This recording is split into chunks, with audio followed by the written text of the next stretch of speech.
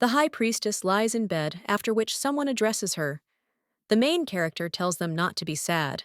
The girl understands that her time has simply come to an end, and she will be able to find herself in a better world with Lord Pleon.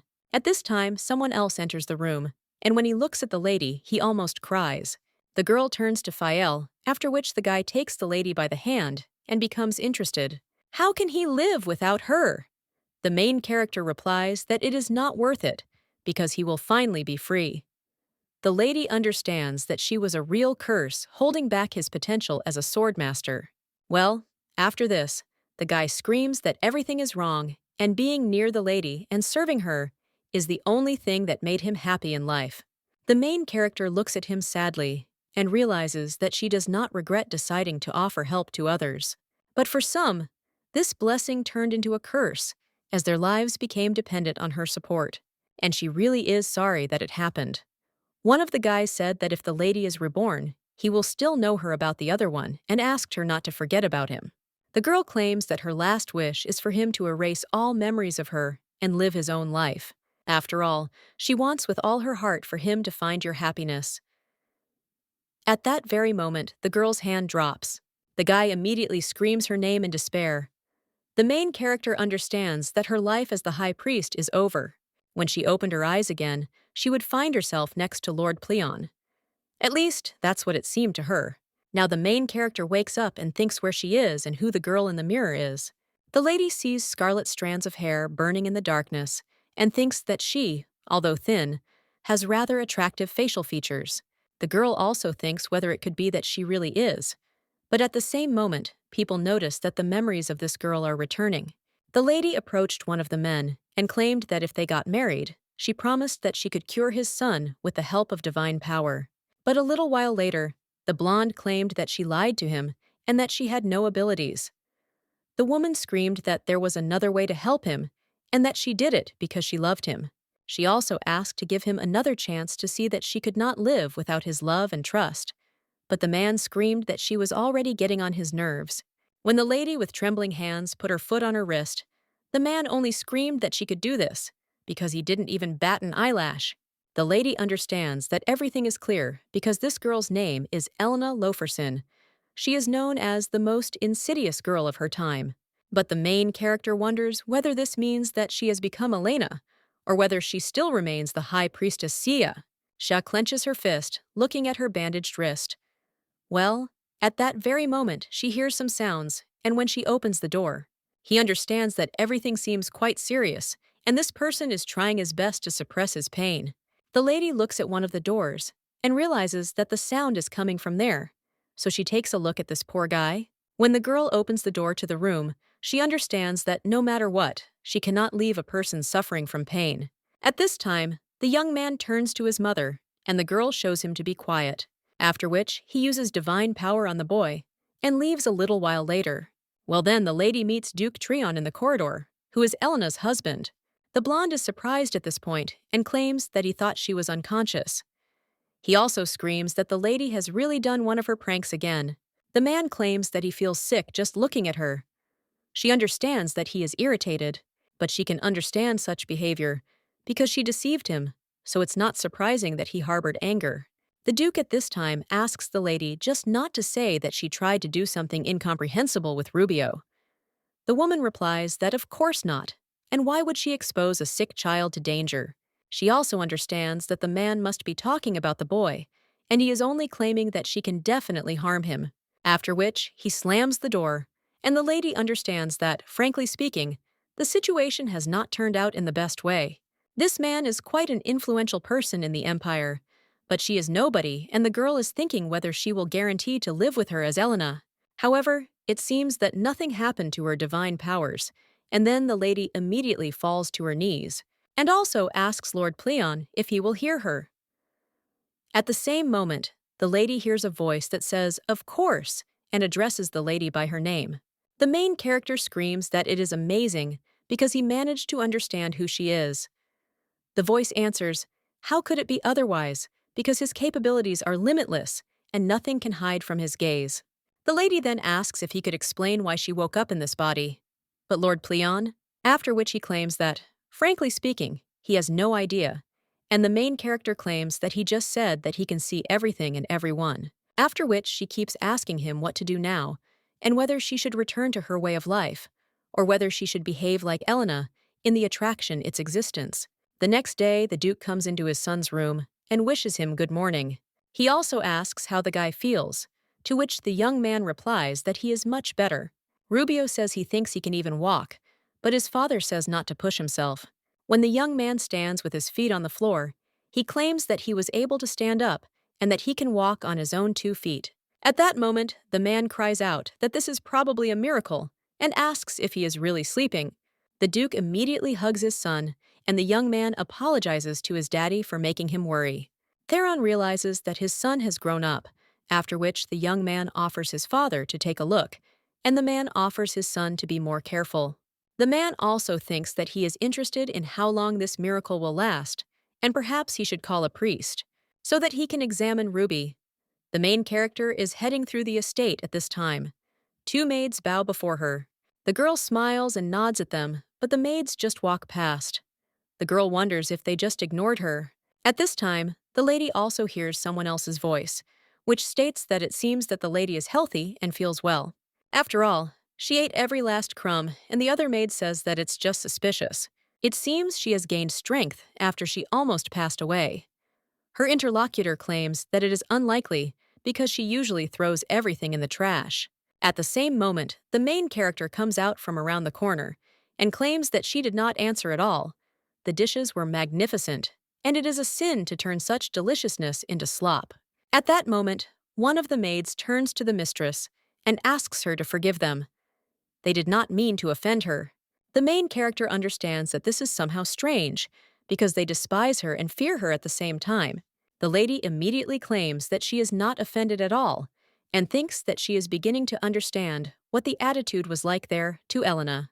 She was a mistress of the house who failed to win the respect of any of her household members. The lady most likely treated the servants cruelly in order to somehow maintain her authority. And this girl did everything to maintain her status, but all attempts were in vain. Therefore, the main character thinks what a poor thing Elena is. A little while later, some carriage arrives under the estate of it, after which he enters the estate and heads towards the Duke's son. The young man at the same moment greets the priest and asserts that he assures himself of his power. The man is shocked and says that it is amazing, because the boy was actually able to stand up. And the Duke says that it sounds as if he didn't want it to work. The priest replies that not at all, because he's just surprised that his condition has improved. He asks the young master to allow him to take his hands, then claims that this cannot be, and the Duke, in shock, asks if he has really recovered. The priest claims that he is afraid that this is not quite the case, but the man claims that he does look healthy. His interlocutor claims that the Duke knows that his son suffers from a lack of divine power. With its help, life is maintained. However, without it, a person cannot move normally. And eventually, he falls into eternal sleep. A constant supply of divine power could solve the problems of many. But his son's condition is so grave that it is capable of depleting all the reserves of divine power of those who share it with the boy. Although the man cries out that right now he feels a powerful clot of this energy in his body. The Duke says that, however, even the most powerful priests could not help him, and the man answers that this is so. And he also understands that only someone as powerful as High Priestess Xie could perform such a miracle. The Duke asks if she has recently left this world, and the priest replies that it is true.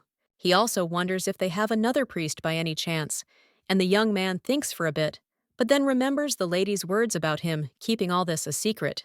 The boy asked why, and the woman replied that using too much divine power could cause her to fall into eternal sleep. But in reality, this was a careless lie. The young man asked if his mother could really go into eternal sleep while healing him, and that's why he still hasn't recovered. So the guy asks me to leave this life because of him. The lady replies that this is not the issue and everything is fine now, so let him stop crying. After all, she has enough strength to help him, but she is worried that too many people might come to her. Therefore, she would like to keep everything a secret, to which the young man cried out that of course, Mommy can rely on the left. Now the guy replies that there is no such person, and understands that technically he did not lie. The priest at this time asks if anyone else could share divine power with his son, To which the Duke replies no. He understands that, apart from him, Rubio only addressed the servants, since he never left his room. Well, then the man thinks that maybe someone else has been there after all and ponders it. Is it possible that this woman shared the divine power of the high priestess? But then he sighs and realizes that this is some kind of nonsense, because he doesn't think that she would miss even the slightest opportunity to take revenge. He is also sure that this girl would definitely make sure that this does not happen. After which the blonde asks if he could examine everyone in the mansion. She says that the priest agrees. At this time, the main character looks at a mountain of papers and understands that now it is clear to her why the Duke did not divorce Elena. All this is due to her incredible ability to deal with paperwork, and now the lady understands that since she is his wife, she must fulfill her duties. At the same moment, one of the maids knocks, then enters the room and asks how the mistress is feeling. The girl replies that it is much better, and her interlocutor says that she is glad to hear this, and also that Letty never harms himself again. She understands that she thinks Elena is not alone after all. The maid at this time says that she completely forgot that she came to tell her the news. The master ordered all household members to be examined for divine power. The main character at the same moment asks what she is talking about. The maid claims that everyone is lined up in the living room. Elena thinks about what to do now. The girl understands that it is quite funny how things can sometimes turn out. A little while ago, the Duke claimed that the lady had no need to undergo an examination. After all, it's no secret to anyone that she's of no use. Let's say she doesn't possess divine power. The woman realizes that the Duke has already tested Elena's abilities in the past, and her memories begin to appear whenever the girl is left alone. In one of them, the lady was wondering if the maid was returning to her hometown and handed her a bag of money, to which the maid insisted that it was too much. The main character realizes that she gave the jewelry to the maid, who was going to visit her sick mother. The boy also asked if she would mind if he called her mommy, to which the woman asked how many times she had to repeat that, of course she wouldn't mind.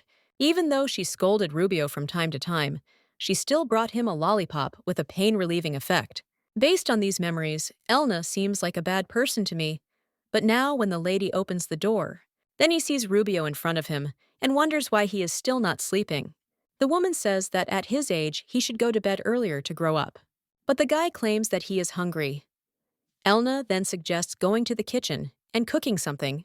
The Duke is filling out paperwork at this time, after which he realizes that he is feeling a little unwell. He could not find the one who possessed divine power and only wasted his time. Well, at that very moment, he feels his stomach rumble and realizes that he probably should have had a bigger dinner.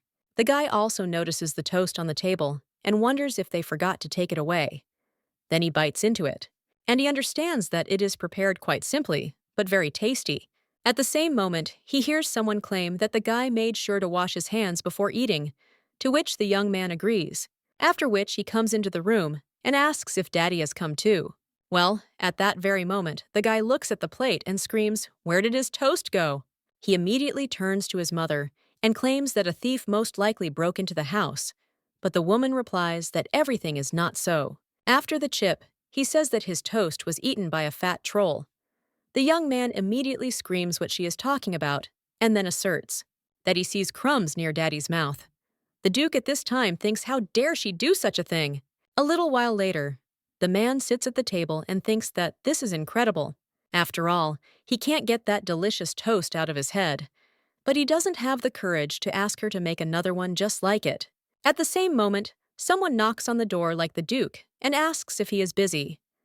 The man asks if it is his son and then offers to come in. But then he looks at the boy in surprise and realizes that the fat one in his hands looks like that one. That were in the kitchen. The boy at this time claims that they cooked a little more so the father can eat. The man thanks the young man and claims that, frankly speaking, he wanted something like this. However, when the man approaches the toast, his son claims that he would like to know why he doesn't like his mother so much. Because he doesn't like that they don't even get along with each other. Well, the man tells the boy that his mother lied to him. The young man asks what it is about, and the man understands that Elena said that Thomas can heal the guy. But then she cried out that she lied because of her great love for him, so the man understands that she herself was not capable of anything. The Duke also claims that she probably had to try to make sure that her lie did not come to light by accident, after which the young man says that his dad is a complete fool, and the man is shocked by this. The boy runs away and screams that he never wanted to see beyond his own nose. The man understands that he knows that Elena has her own merits despite her treachery, although what does it matter to him, since she uses Ruby's naivety for her own selfish purposes? Well, he thinks that he should be softer. After all, this girl is very capable. No one manages things better than her. And if divorce is not a solution, then you should at least treat her like your wife, because that would be fair. A little while later, the main character walks down the corridor and wonders why the Duke is following her around. The lady immediately turns around and asks if he really wanted something, and the Duke coughs a little, after which he claims that it seems that he and Ruby have become very close in recent days. The lady wonders if it is unusual for a mother to get along with a cute boy. The man replies that it is true because he is simply a miracle, and the main character understands that the Duke behaves like a fool when it comes to his son. The blonde says that they actually started getting along after her visit that night, and it was then, as it seems to him, that Ruby met someone who possesses a large amount of divine power. The main character is surprised, and Pleon claims that it seems someone was caught red-handed. The woman at this time asks Lord Pleon to share his wisdom, and the man replies that the lady should hit him in the balls of silence and make him tremble with fear and also lose his bells. The main character replies that it seems that Lord Pleon is used to sticking to proven methods. The blonde claims that the lady never responded, after which he keeps saying that it's okay. After all, he doesn't think it's worth focusing on now, and in any case, let the lady join him for dinner. The girl claims that she didn't quite understand, and is he really talking about a meal for two? The Duke replies that of course not, because Ruby will also be there because this is all for him. After which the man leaves with clenched fists, and the main character realizes that he managed to suppress his contempt, and she thinks that parenthood is truly a great virtue. A little while later, the boy thinks about how to make his parents reconcile. One of the maids tells the young gentleman that his parents are waiting in the dining room, and the boy claims that he will be there soon. He also understands that this maid was the only one who didn't say anything behind her mother's back, after which the guy claims that he has a question for her, and the woman asks what it is. The young man at the same time wonders what is the best way to make his mom and dad love each other again. The maid claims that this is quite a difficult question, after which she claims that she has an idea. A little while later, the young man apologizes for being late, and the Duke says that it's okay and invites him to sit down. When the boy sits on the table, he smiles and turns to his mother, and also asserts that he wants to ask her something. The main character asks what he wants to ask and starts drinking wine. But the young man is only interested in when he will have a younger son, and the main character immediately spits out everything she drank. The young man immediately cries out that he wants a younger brother or sister. The Duke is only embarrassed by this, and the main character is completely shocked. The lady claims that, unfortunately, he will never have a younger child. The boy wonders why, and the woman asks if he knows where babies come from. The boy replies that storks bring them. The young man also says that this is when mommy and daddy truly love each other, and isn't it within their power? The Duke turns to Rubio, a little puzzled, and the main character tells her dear that she is sorry, but the storks will not fly to their house, and also asks if he knows why. At the same moment, the woman answers her own question and claims that it is because his father is an insatiable troll. The Duke immediately screams out what she is talking about, and Rubio asks if this is true. After which, he became interested in how he could eat the storks that were supposed to bring him the youngest. The man at the same moment turns to his son, and then to his wife, whispering that she must tell the truth. Elena whispers that it's better this way because he doesn't need to know that they don't sleep together, and she wonders if he really wants the guy to hear this. The Duke, shocked, asks if she's completely out of her mind. And the lady whispers so that he understands that it's better to pretend to be an evil troll. The man at the same moment asks why he should be bad, and the main character understands that it is because he deserves it. The lady approaches Rubio and claims that his dad has something he wants to tell him. The man wonders if this is really the only way out, after which he claims that in fact it is. The boy turns to his daddy in surprise and says that this can't be. Well, the blonde guy replies that sometimes he turns into a troll and snacks on storks. Rubio is shocked by this and then screams that he hates trolls. A little while later, the Duke comes to Elena's room and realizes that he needs to apologize. She had to make up this story to save Ruby's psyche and his reaction. It was pure childishness, and the man understands that he should have behaved better, after which he is about to knock on the room. But at that very moment, he hears someone speaking. Could it be that this maid told Ruby how to lure her and the Duke into the same bed? Her interlocutor replies that she simply wanted to help improve their relationship, and the man wonders if his son's strange behavior is the work of the maid. At the same moment, the main character claims that she plans to divorce the Duke. The maid asks why the mistress decided so, and the woman replies that she acted meanly to marry him, and it seemed to her that the wedding would solve all the problems. But now they are already married, after which the lady asks if she considers herself happy, and at the same moment answers that no, and therefore does not want to continue holding on to this sad semblance of marriage with someone who does not even love her. The man understands that now everything has become clear, and Elena was the one who cured Ruby. But she didn't boast about it and didn't demand anything in return. He knows that she doesn't have any divine power, but she probably found a priest somewhere to fulfill her promise. Most likely something made her change her mind, and that's why she did it. Well, the man thinks about asking her to stay and realizes that he doesn't want to seem pathetic. A little while later, the young man hugs his mother and suggests going for a walk together, after which he drags the woman along and asks her to hurry up.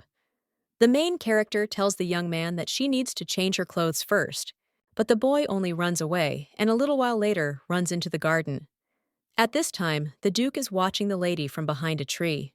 Ruby turns to his mommy and asks her to let him quickly rinse his hands, and when he runs away, the main character looks at beautiful flowers, but at the same moment someone pours water on her. It turns out to be one of the maids, after which she turns to the mistress and claims that she shouldn't have stood under the window because they just wanted to water the flower bed. Then they offer sincere apologies. The main character only remains silent in response, but at that very moment, the Duke comes out from behind the tree and screams how they even dared. One of the maids claims that they did not know that the gentleman was nearby. But at that very moment, the man calls for the butler, and he tells him to make sure that these two get the punishment they deserve, and then throw them out of the house. The butler immediately agrees, and one of the maids asks to pardon them, since it was a misunderstanding. The main character says that it is so surprising because she never thought that the Duke would stand up for her. The man only sighs, after which he claims that his anger was justified. After all, the lady took advantage of him, and, more accurately, his son's illness for her own interests. The girl then asks why he is suddenly explaining himself, and the blonde replies that he simply wants to clear up all the misunderstandings. The main character turns to Elena in her thoughts, and realizes that it seems the Duke has forgiven her.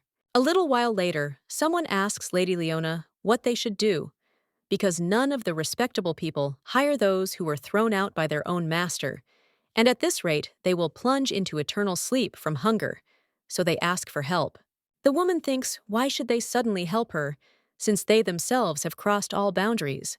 Well, one of the maids screams that they did all this for her, which makes the woman angry, after which he tells the maid to watch her language and asks when she ordered them to harm Elena.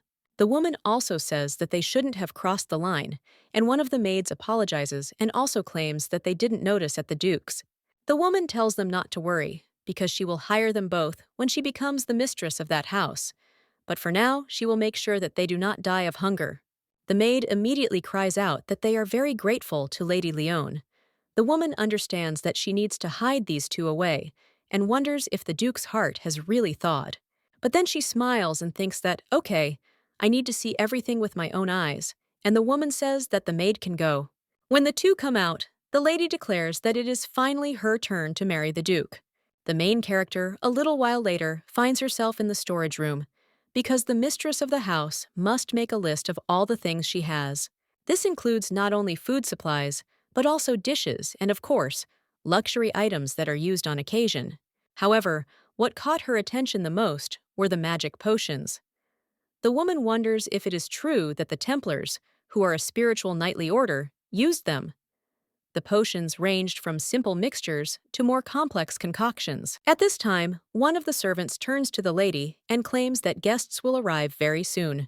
The woman asks if she really needs to meet them personally, to which the man replies that a girl who is the daughter of Count Hilson will arrive. He in turn is the most important business partner of their duke. The woman understands that it turns out yes.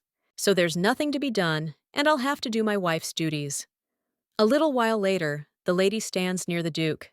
The blonde man glances at the lady from time to time, and the main character notices it, after which she claims that a well-mannered person should not stare at others like that. The man asks what she is saying, because he only wanted to ask something. The main character tells him to ask, and the duke is silent for a while, after which he says that he hopes the lady hasn't caught a cold after yesterday. The girl replies that she is fine, and asks if he can't see. The blonde wants to say that he shouldn't be rude, but the main character interrupts him and claims that his guests have arrived. At this time, a carriage drives up to the estate, and when the main character sees one of the servants, she thinks that this cannot be. After all, this is Fael. The lady remembers how the man claimed that he would be her faithful servant, so he asked to be allowed to be near her forever. Fael kept his word, and for her sake, he gave up his freedom until her last breath. However, after she fell into eternal sleep, Fael had to be freed from this curse. That's why the girl wonders why he looks so sad, as if he has invisible shackles on him.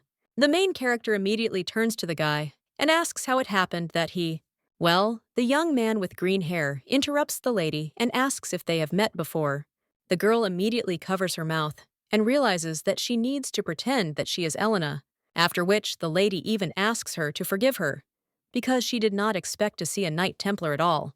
The man replies that unfortunately his mistress recently left them, so he is trying to get used to worldly life.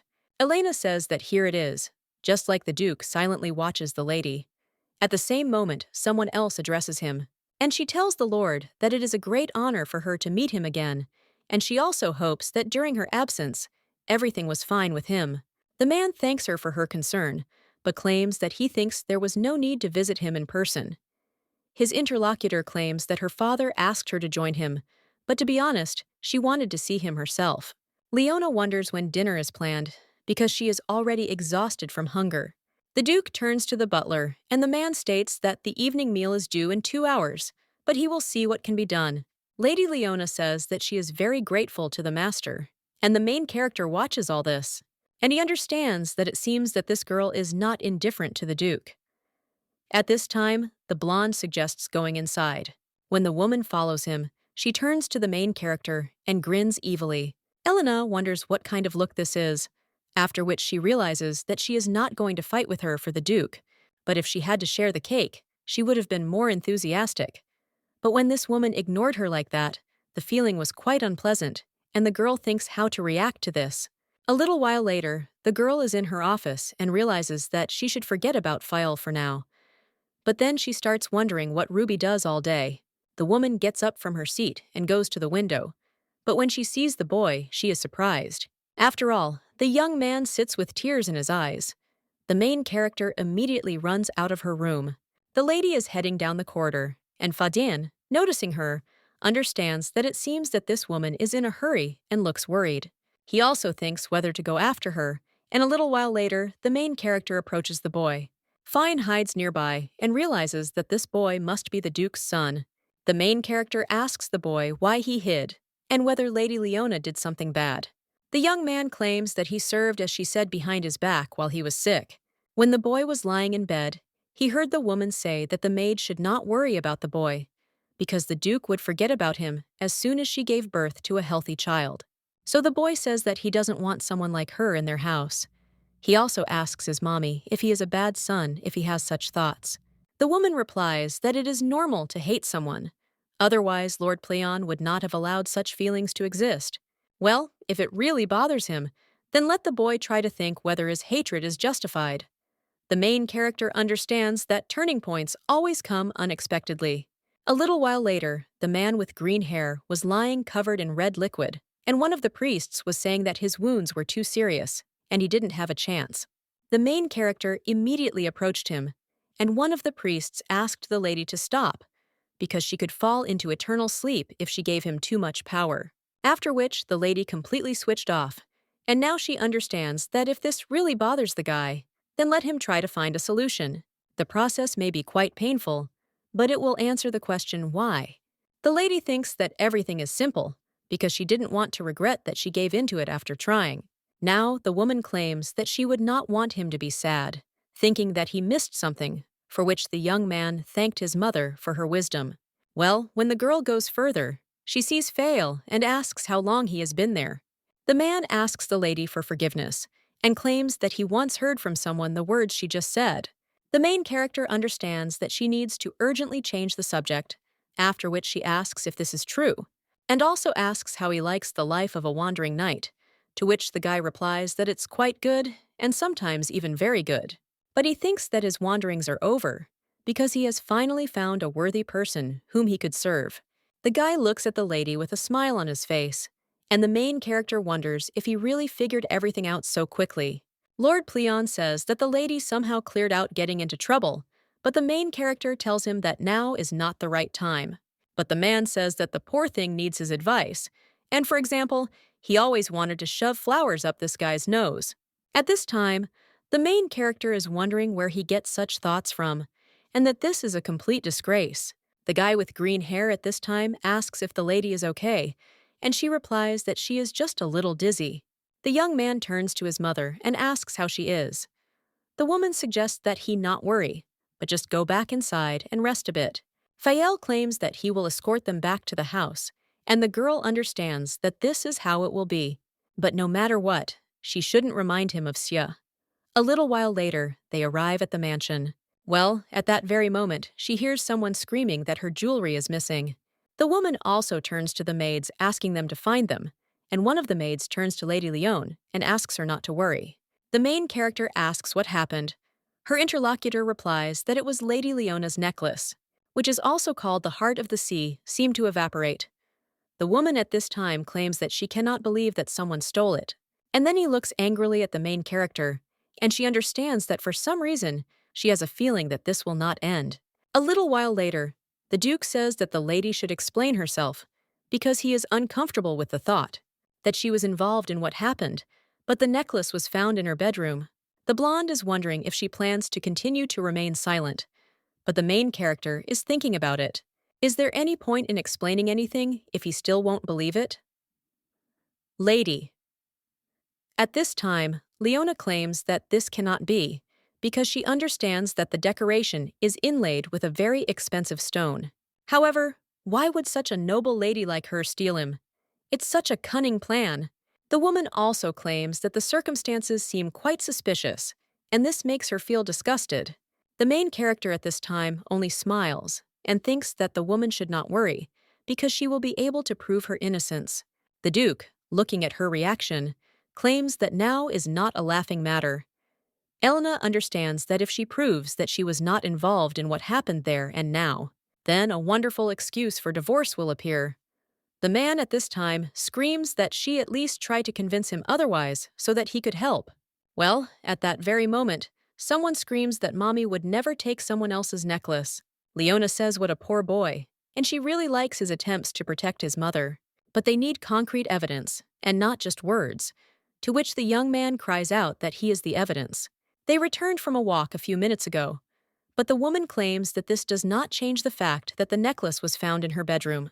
So we will have to provide more compelling arguments, and, frankly speaking, she also bears some of the blame for what happened, because it was she who brought the necklace there. And if the lady sincerely asks for forgiveness, then the matter will not become public. At this time, the Duke tells Elena to listen to Lady Leona and apologize to her, but the boy at that very moment cries out that this cannot happen because his mother is not a thief. The main character thinks that this is her boy, and the young man at the same moment screams that she is the one who cured him. The girl doesn't let the boy finish speaking and claims that he did everything he could. Well, the young man, with tears in his eyes, tells his mother that they call her a thief. The woman tells the boy not to worry, because she will be able to prove otherwise, and she understands that using what happened as a pretext for divorce sounds very tempting. Well, she can't let this woman become Rubio's stepmother, so she turns to the lady, and he asks if she wants to know the truth, to which the woman replies, "Of course." Then Elena suggests that she be prepared and bear all responsibility for the slander. The main character immediately asks the butler to bring her the items from the storage, to which he agrees. A little while later, he brings one bottle to the lady and asks if it is what she asked for. The woman replies that it is and thanks him, after which he orders all the household members to gather in the living room. A little while later, they all gather, and the Duke asks what this all means, to which the lady replies that she is trying to catch the criminal. The man asks if this is really true, and the main character asks to now allow her to find the one who stole, or rather, hid the necklace. The ladies also claim that this will work. Quite a performance. Leona is wondering what this woman is up to. She also looks at the maid responsible for all this and thinks that God forbid something goes wrong. The lady shows the maid what will happen to her if she is found out, and the woman starts shaking. Fael heads towards the door and then stands next to it so that no one can escape. The man also looks at the lady and wonders how she knows how to use these potions. Lord Pleon at this time turns to the lady and asks if she is sure that she will be able to check this alone, but the woman tells him not to worry. At this time, the Duke asks how she plans to find the culprit, and the girl replies that everything is simple. After all, she will use a detection potion. The Duke wonders if this is really the case, and the ladies answer that yes, if you spray it on an object, then a mark will appear on the hands of those who touched the item within a week, and usually this takes no more than 5 minutes, after which the main character claims that all they need is to spray the potion on the necklace. Leona is shocked by this, and the girl asks if she could give her the jewelry for a couple of seconds. The woman at this time replies that if the potion gets on such an expensive necklace, it could be damaged. But the main character says that the lady called her a thief, so she needs to try to confirm her words. She approaches the lady and offers her to begin, but the woman screams again. Suddenly her potion will damage the necklace. The Duke wonders why he would object to her, unless it is what he thinks. The blonde then approaches Lady Leone and claims that he insists that she let him spray the jewelry. The woman tries to object, but the man claims that he will not forgive anyone for trying to disgrace the good name of the House of Arian, after which the lady takes off her necklace and places it in the Duke's hand. And the man hands it to Elena and asks him to forgive her. The main character is shocked and thinks about what he just said, but at that very moment, someone screams for them to stop and let her go. The guy with green hair claims that the lady will not go anywhere until the inspection is completed. He also turns to the lady and offers her to use the potion, to which the main character nods, after which she pours a few drops onto the necklace, and looking at her hand, she realizes that it is empty. Fael raises the hand of one of the maids, and the Duke looks at her menacingly, after which she screams out how she dared to insult her master by stealing things from the guest. The woman immediately falls to the floor and asks for mercy on her. At this time, Leona claims that the ability to forgive is one of the virtues, and besides, everything is fine with the necklace. The main character asks if she is talking about kindness to the body, because there is no place for it there. She turns to the maid and claims that she must explain what her motives were. The woman then thinks about what to say and looks at Leona, but the girl just looks at her menacingly in response, after which the maid claims that she does not know. The Duke immediately screams for her hands to be cut off and thrown out of his domain.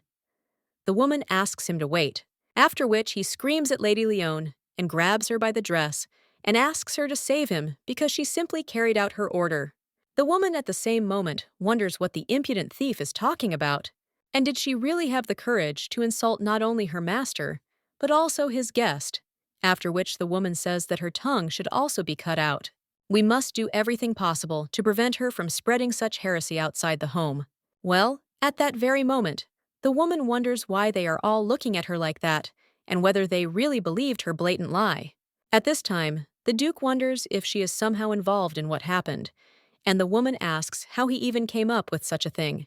At that very moment, she falls and screams. How can the gentleman do this?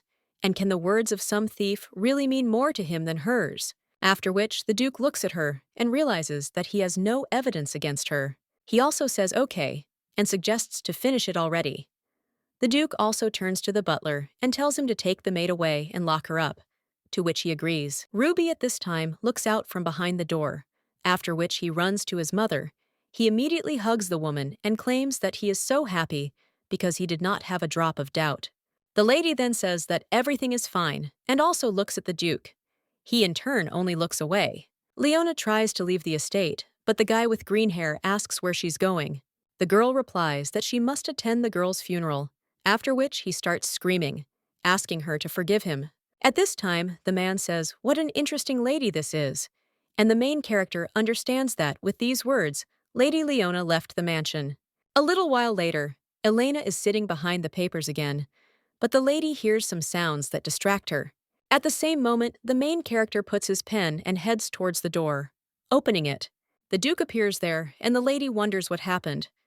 The blonde, in shock, asks how she knew he was behind the door, and the woman replies that it would have been more difficult not to notice him rushing around the room. The Duke then says that he would like to tell her something before it is too late, after which he offers his sincere apologies, because he is ashamed that he allowed himself to doubt his wife even for a moment. He will send an official letter of dissatisfaction to the family. Hilson and will even consider withdrawing all related investments if they do not properly apologize. The guy also wonders if this is not enough, and the main character understands that it is just right. She moves on and thanks the man for letting her know.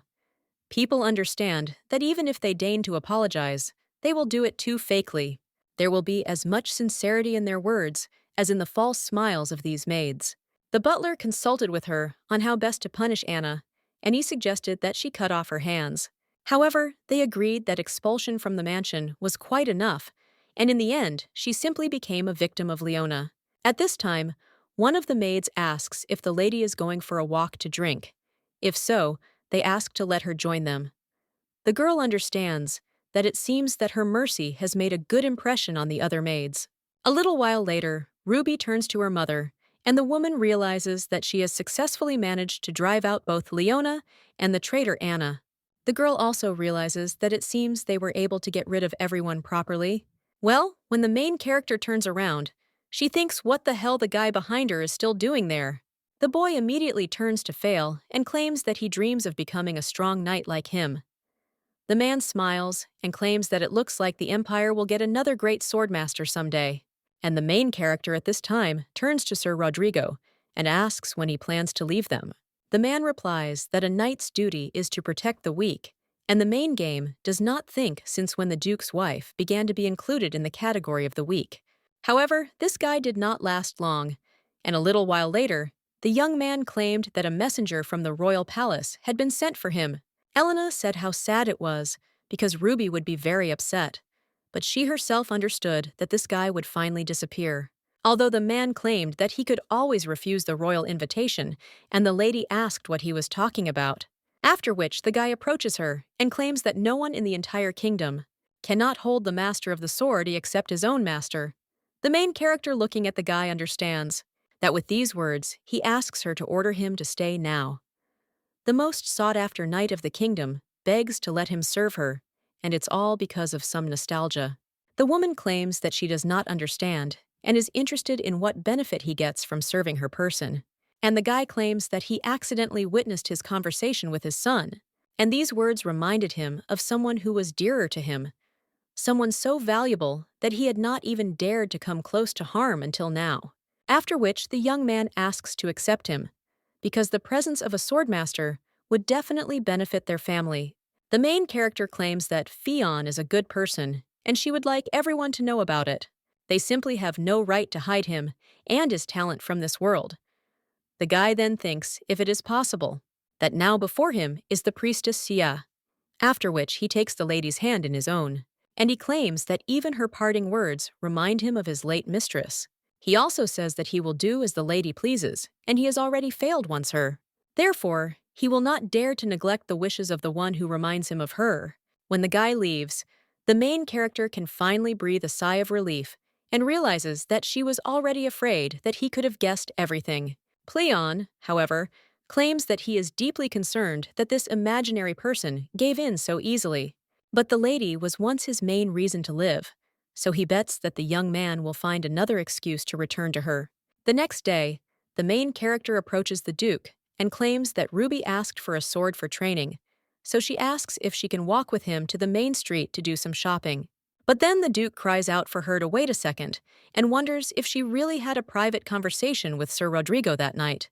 At this time, the woman wonders if he found out about this, and the man replies that, of course, he doesn't suspect her of anything, and that, fortunately, he has learned his lessons from the past. The main character claims that the guy simply told her about who he served before, and the man asks if he was talking about the late high priestess. The lady just turns around and claims that she has nothing more to say, but when the blonde man wants to call out to her, then suddenly stops and then sighs. Well, a lot of time later, the main character is already in the city. At this time, the young man points to one of the treats, after which the main character buys it. The girl also wipes away the crumbs around her son's mouth, after which the two move on with a smile on their faces. A little while later, they find what they came for, and when the boy takes the sword in his hands, he cries out how glad he is that he received his first sword from his mother. Elena smiles in response to this, and then suggests going home. When they are heading back, someone shouts out that he has a wonderful offer. The high priestess's belongings are now on sale. The main character turns around at that moment. One of the people tells the merchant that the thing is all fake, and the other asks how he dares insult her memory. The man screams that he would be a real fool if he tried to slip a fake. The Duchess at this time states that she wants to take a quick look, to which the knight agrees. When the lady approaches the shop, the man greets her and claims that these things used to belong to the high priestess. The girl looks at all this and thinks that this is incredible, because she made sure that they went to those in need. The lady also cannot believe that they are being sold for such an exorbitant price, after which the girl notices the ring and asks how much the man wants for it. The merchant replies that it's only 50 gold coins, and the main character claims that it's an absurd price for such a trinket. What kind of idiot claims that he demands as much as he wants for the goods, and if she doesn't like the toilet, she can leave? The girl then says okay and suggests going from there. And when she goes further, she realizes that this ring is very important to her. With the help of magic, it showed a photograph of her parents, and this was the only way to see her late mother and father. Elena understands that she can't just leave, and also tells the knight to take Ruby home. After all, she needs to finish some business. The man claims that he could accompany the lady. Well, the main character replies that there is no need for this because it will take very little time.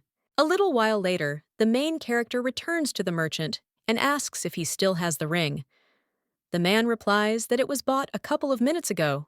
The main character asks who agreed to pay such an outrageous price, to which the man replies that it was some very handsome young guy. And it seems he went to that alley. The girl went where the merchant pointed and turning around, wondering where that man went. At that very moment, the lady hears someone asking her to never leave him, and the girl wonders if someone is really crying there. It turns out to be a young man with black hair, who says that he misses the high priestess so much. The main character thinks that this can't be. And is it really the Crown Prince Cassian von Lunix? They first met the guy when he was about the same age as Ruby. His mother, the late Empress, became the victim of a conspiracy, and after her plunge into eternal sleep, Cassian was treated terribly by the royal family, causing the boy to become cruel to everyone he came into contact with. The girl simply could not pass by the poor child who had no one to turn to for help. The scars on his heart never went away, but at least he stopped crying from then on. Cassian began to smile much more often. Eventually, he managed to turn into a handsome prince. Having cleared his mother of all false charges, he became heir to the throne at the age of 15. People who had previously disregarded him now looked at him with respect, and one day the guy made a statement that the high priestess was the only one who kept him from losing hope, so he asked her to take care of him until his end. The young man understood that he was not asking to marry him, and the lady just wanted to be there. And now the guy with tears in his eyes asks her to stay, because he just asked her not to leave him.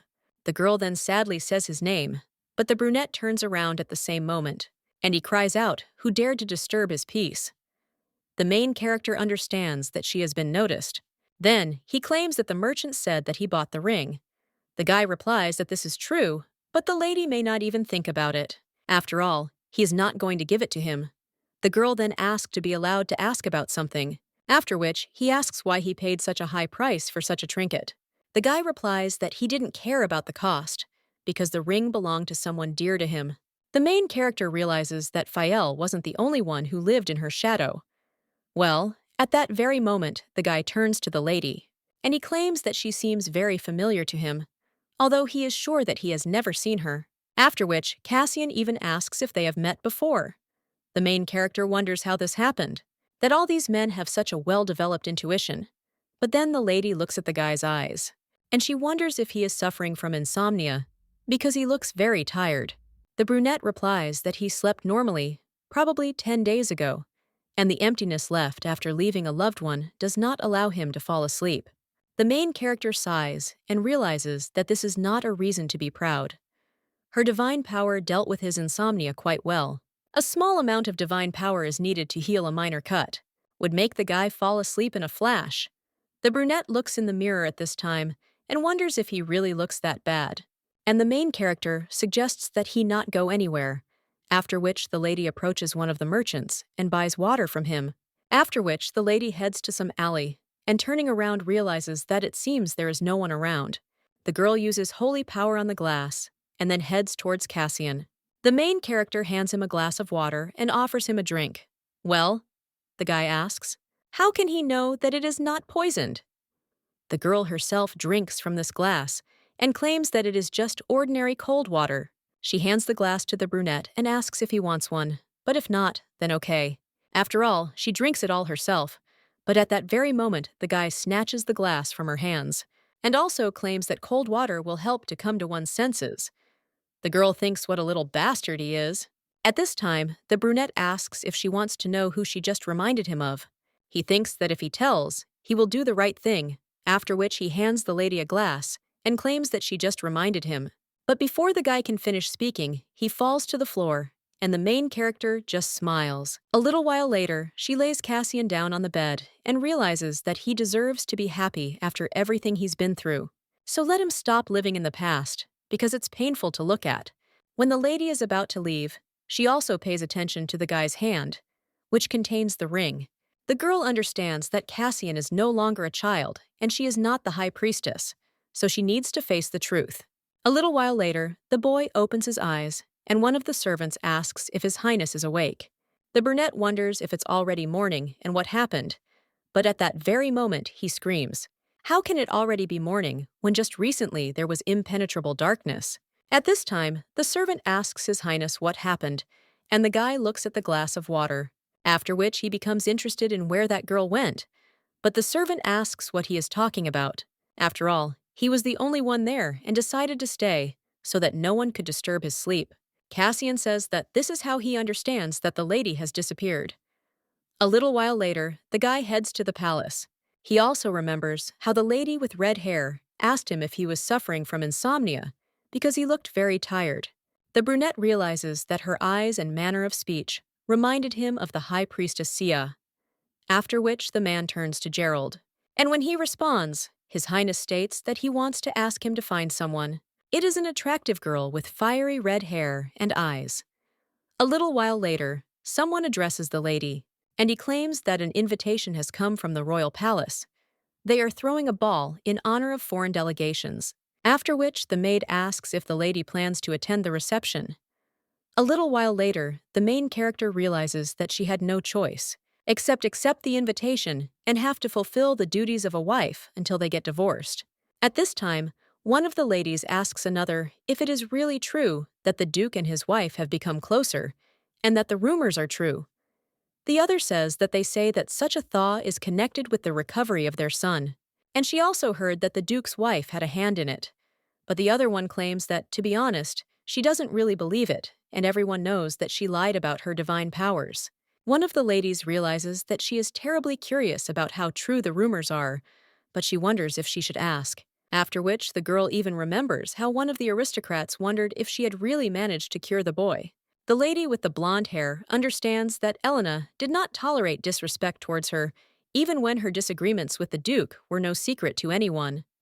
But in this case, the lady simply grabbed her interlocutor by the hair and screamed, "How so?" She has the nerve to publicly insult the Duchess, and is the status hierarchy really a joke for her? The woman understands that she almost tore all her hair out back then, and she thinks that the Duchess hasn't changed much since then. The woman understands that she needs to find the right moment to start a conversation with her, but still does not understand how best to do this. At this time, the main character realizes that the ball is not particularly fancy, although it is held in honor of the delegation of the Jian kingdom. And therefore, it seems that even the nobles are not particularly interested in the guests who have arrived. Then the main character thinks why it was necessary to arrange this at all. One of the servants at this time turns to the Duke, and the man, in shock, asks if he really wants to see him. The Duke also turns to Elena, and she asks him to forgive her, because he needs to step away for a minute, to which the main character agrees. The lady with the blonde hair notices at this time that the Duchess is left alone, and this is her chance. While the main character looks at the table and thinks that maybe she should try something, the blonde watches as the lady puts something on her plate and wonders if the Duchess ate seafood. After all, they didn't even fit into her throat, and the woman wonders if her tastes have really changed. The main character realizes that the food looks quite appetizing, and at that very moment, the lady standing next to her approaches, and then he spills wine on the girl. The main character pays attention to this, and her interlocutor at the same moment screams out, apologizing. She also asks to forgive her clumsiness. Elena understands that this stain is not so easy to remove, and the lady with the blonde hair understands that it seems that her song is sung. The crown prince at this time says that, in any case, serious about continuing what they were talking about recently? The delegates from the Jian kingdom smile, and one of them wonders if they will have the opportunity to join him. The man replies that the process will not be led by the royal family, and at that very moment, one of the servants tells His Highness that this man has arrived. The brunette apologizes, but claims that he must greet their potential business partner. A little while later, he comes out to the Duke and greets him, and his interlocutor claims that he heard His Highness was looking for him. The brunette wonders if he would like to get a business partner in the kingdom of Jian. The man asks what he's talking about, since doing business abroad isn't really his specialty. His interlocutor claims that, frankly speaking, the emperor himself is interested in this, and shouldn't he at least listen to him?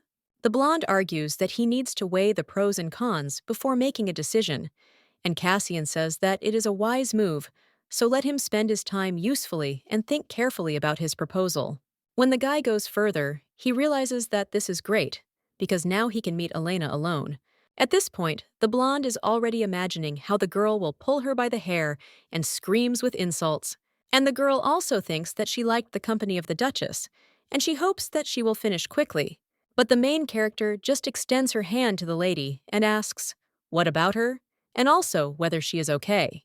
The girl replies that of course, and Elena claims that she is glad to hear it. The lady with the light hair is wondering where this glow is coming from, and the main character is wondering what happened. And did the lady want to ask her about something? Her interlocutor understands that now is the opportunity to establish contact with her. But when the girl is about to speak, someone immediately pushes her away and says that the lady looks so beautiful today, and her smile is simply superb. At the same moment, a crowd forms around the main character, and the lady with blonde hair thinks what kind of sycophants they are. Well, she can't just give up like that, after which the girl comes running with a dress, and she claims that she has a spare outfit with her, and asks if she would like to change. Elena tells her not to worry, because the stain is small and almost invisible. The woman wonders if he really doesn't want to take her dress back, because it's too cheap, after which she even asks to accept it, although it would be easier as an apology. When the main character takes the brooch, she claims that the jeweler simply has golden hands. This one with the light hair at this time says goodbye to her beautiful brooch, because she left for a noble purpose. The heroine claims that she thinks this decoration, it will look much better on its real owner. The main character also understands that she wanted to say that she is happy just because the girl is nearby. At this time, the blonde is almost blinded by the kindness and beauty of the main character. At the same moment, the crown prince walks down the corridor, looking down. He wonders what kind of a rat catcher this is, but this reminds him of someone. The high priestess Ya has always attracted many people to her. A little while later, the main characters are trying to catch their breath. The lady understands that now she can relax, and she hasn't worn such high heels for a long time. Well, then the main character looks at one guy and realizes that his pants look pretty weird. At this time, the young man pays attention to the Duchess, and when he sees how she looks at him, but he thinks what happened and whether it is possible that she is interested in him. The young man has put together that some noble ladies of the building from their husbands have affairs with bachelors, The guy understands that they say the most ordinary guys are very successful, and he thinks that he stands out from the ordinary, so nothing can be done, and he simply cannot stop charming everyone and everything. At that moment, one of the servants brings the guy a note from the Duchess, and the young man thinks that this is amazing. When the main character shows him to be quieter, the young man wonders if she really wants to keep all this a secret, after which he heads off with a note and thinks that he needs to see where she wants to meet. When His Highness notices all this, he thinks that this is impossible, and why would a lady look for an adventure for one night with such a banal person, after which the brunette goes to the guy, and he also screams for him to give him the note, which surprises and interests the young man. Did he also put his pants on backwards? After which, the crown prince reads a note that says the guy put his pants on inside out. The brunette just smiles and thinks how funny this girl is. Then he sighs, and he understands that Elena's manners, kindness, and even handwriting, all this reminds him of this, and it feels as if the High Priestess has been reborn. After being put into the High Priestess's eternal sleep, he was depressed and unable to sleep properly, and the piece wouldn't go down his throat. The guy didn't even want to fulfill his duties, and of course, he still held on to the position of the crown prince that I had received for my past successes. Well, even that didn't affect him in any way. Suddenly, he lost all sense of chewing, and nothing else mattered. So the boy realizes that perhaps, in the eyes of others, he looked pathetic. But a little while later, someone claimed that the soul of the High Priestess was still in this world. Melvin is a half-elf, and he holds a position as a minister in the government. The guy admits that his prophetic abilities are quite unusual, but he tried to console him, which is why the brunette did not believe him until then, until he meets Lady Helen. Melvin's words still seem rather absurd, and the soul of a man immersed in eternal sleep suddenly occupies the body of a married duchess. Most likely, he is simply deceiving himself and will later regret it terribly. But nevertheless, even a glimmer of hope meant a lot to him. The guy turns to the servant and asks where Lady Ernyon is now. His interlocutor replies that the lady is in the guest lounge. At this time, the main character takes off her shoes and sees scuffs on her feet. The girl understands that she needs to heal the wound quickly while no one is looking. But at that very moment, someone enters the room. It turns out to be Cassian. The guy asks for forgiveness for such a sudden visit and claims that there was no other way to talk to her alone. The girl immediately rises and greets His Highness. The man suggests that, for the sake of convenience, they leave all formalities, and he wonders if she has managed to forget how she addressed him earlier. The girl immediately apologizes for not recognizing him then and asks him to have mercy on her. The brunette suggests stopping because he is not there to punish her for what happened, and he wanted to meet her. About his thoughts, he adds that it is because the lady reminds him of someone. The guy asks if something connected her to the super-cold priestess, and the girl thinks that anything but that. Elena understands that it is truly impossible to save him, but she cannot go back. The lady with red hair claims that if His Highness asks her to speak, it means that she can help, that he has already thoroughly studied her past. The girl also asks if he doesn't know the answer to this question. The guy answers that it's all true, but nevertheless. He asks if the lady thinks he's lost his mind. The heroine is surprised, and she remembers how the boy grabbed her hand when he was still little. The lady understands that she simply has to throw him out. Elena immediately pulls her hand away and says that His Highness is simply tired. Otherwise, he would not have mistaken her for another person with different facial features, age, and name. The guy immediately screams that this is not the case, and everything is not so simple. The lady seems to be exactly because of whom he accepted her. The main character thinks what a poor thing Cassian is, but at that very moment, someone knocks on the door and asks if Elena's there. It turns out to be the Duke, after which the main character turns to His Highness, but she sees tears in his eyes. The girl hands him a handkerchief, and the guy takes it. At that very moment, the blonde man enters the room, and at that very moment sees His Highness. He asks why he is in the ladies' room, and the guy replies that he accidentally mixed up the guest rooms, and that's why he came in. After which he even asks if he really has any problems. The Duke then turns to Elena and asks what she was doing there. When the girl tries to answer, the prince claims that she must have rubbed her feet. The main character wonders if he is really being so rude to the Duke, and either the guy is too self-confident, or he just can't get the words out of his mouth. At this time, the young man leaves the room and states that he will order the royal physician to bring her some ointment and that they will definitely see each other again. A little while later, the main character is heading in a carriage, and when it shakes, the girl feels pain in her legs. The Duke asks if everything is okay with her, and the girl replies that she is fine. The lady thinks that if only she could heal herself with divine power, it would be much better. Theron claims that he is worried and wonders if her legs hurt much. The girl understands that, unfortunately, while he stares like that, it will not be possible to perform a cure. After which, he tells him everything that it seemed to him that the girl was not particularly sensitive to pain. The lady remembers how the woman screamed what a scoundrel the girl was, and how dare she lie so brazenly to get something she didn't deserve. She also screamed for the girl to mention her word, and her insidious plans would soon collapse. The main character wonders if these are Elena's memories. That woman is the Duke's aunt, Silian. She understands that even Elena wouldn't have the courage to show her teeth. When the Duke noticed a wound on the lady's cheek, he pointed it out, but the girl replied that everything was fine. She said that there was nothing serious there. The main character understands that even though she was not there, she feels all of Elena's feelings.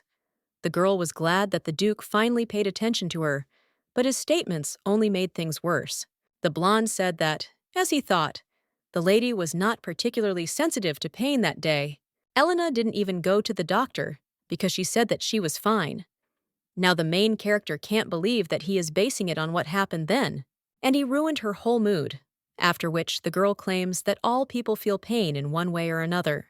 The blonde is a little surprised, and the lady replies that even a little discomfort can cause suffering. A small cut or a stone in a shoe also causes unpleasant sensations, and even if he was told that everything is fine, he should at least think once whether this is really the case. The girl screams that if he didn't have such thoughts, then he is a fool who is not even capable of sympathizing with others. After this, the blonde only looks away guiltily, and a little while later, the carriage arrives at the mansion. The blonde asks to be allowed to call a doctor to the lady, but she replies that there is no need.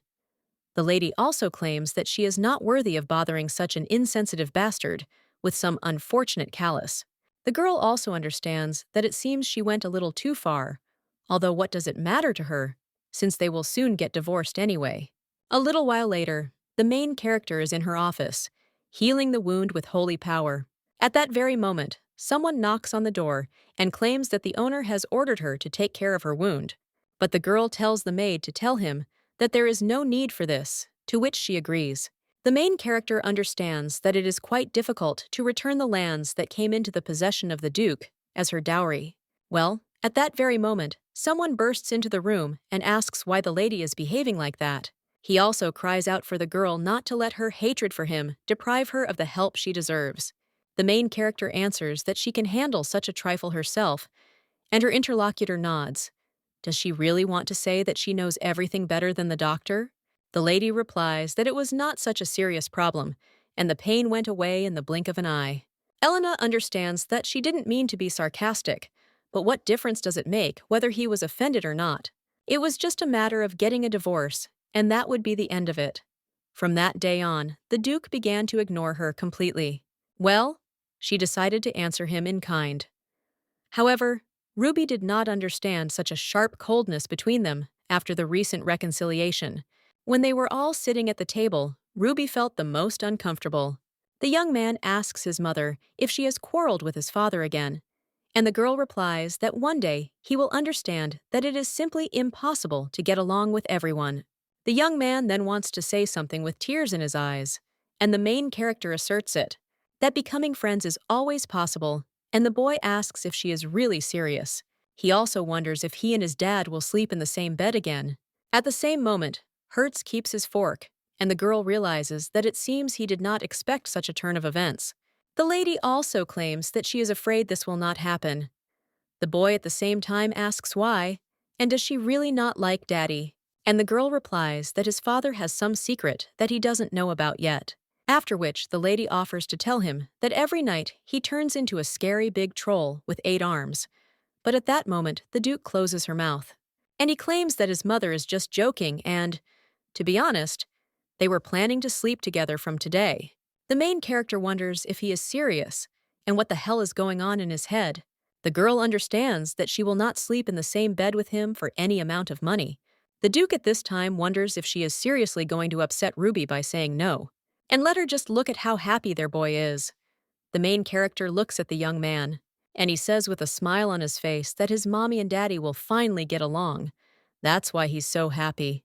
Elena claims that then she thinks they have no choice, and the girl realizes that at least she had to tell Ruby so. Well, a little while later, she menacingly asks if the Duke is seriously planning to sleep with her. The guy replies that he thinks they can't break the promise they made to their son, but he will try to do everything to make them comfortable. So after Adidas know if there is something needed, the main character tells him to then take care of an additional comfortable bed, but the guy immediately screams, "Is she really talking about another bed?" The lady claims that if you think about it, then they just need to spend the night in the same room, and the girl wonders if he really was eager to drag her into his bed. The Duke at that very moment cries out in confusion that everything is not so at all, and then he turns around completely and asks him to forgive her. At that moment, the main character hears someone's laughter and realizes that it is Lord Pleon. The Lord claims that this spineless slug got what he deserved. A little while later, the main character understands that she and the Duke simply slept in the same room, and when the girl woke up, someone wished her good morning. The lady understood that it was the Duke, and their relationship with him had improved a little, thanks to the usual good morning. Since they got up together, they ate breakfast together. Ruby, with a smile on his face, claimed that it seemed like they were finally back in the good old days. And he is talking about the time when he was healthy and his daddy smiled more often. Elena understands that it seems he really enjoyed the happiness that reigned in the family. It's been a week since she and the Duke started sleeping together, and when the lady sits in the garden, someone addresses her. The man claims that the owner wants to give her something, and the main character wonders what all these formalities are for. The guy at this time claims that an official response to his letter came from Duke Hilson. The main character wonders if he really means that it is from Lady Leona's family. The girl also understands that she didn't even expect that she would actually apologize, and the blonde at this time is wondering what is written there. The main character hands him a letter and asks why he doesn't read it himself. The letter says that the lady is in no way involved in what unfortunately happened that day, and she really hopes that Lady Elena will soon be able to dispel all her misconceptions. The guy immediately screams that this is simply unacceptable and he doesn't need some kind of formal response, because he will demand a proper apology. The girl suggests that he do as he wants and understands that, frankly speaking, she did not expect much. Even if she apologized, she would only do it for show. So she only hopes that Leona, he won't show his nose in the Duke's mansion again, so that Ruby won't get upset in vain. At this time, a carriage stops near the mansion of Marquis Silian and gets out. Lady Leona, at the same moment, someone turns to her and claims that the lady has been gone for a long time. The butler also wonders if she is there to meet with Mrs. Silian. The girl replies that yes, after which she asks to be taken to her. As they walk down the corridor, the man states that she will be glad to see the lady. After all, she has been very lonely in recent days, and the woman claims that she would have been happy to visit her earlier. Well, the butler asks what bothered the lady, to which she replies that something happened. The man claims that he does not know what happened, but he thinks that Lady Silian will gladly receive her and listen carefully. He is also sure that her advice will be useful. The girl replies that yes, and she hopes so very much. At this time, the butler informs the lady that Lady Leona has come to see her. The woman then asks the girl to pass and asks if she has another interesting story to tell. Who is able to dispel her boredom?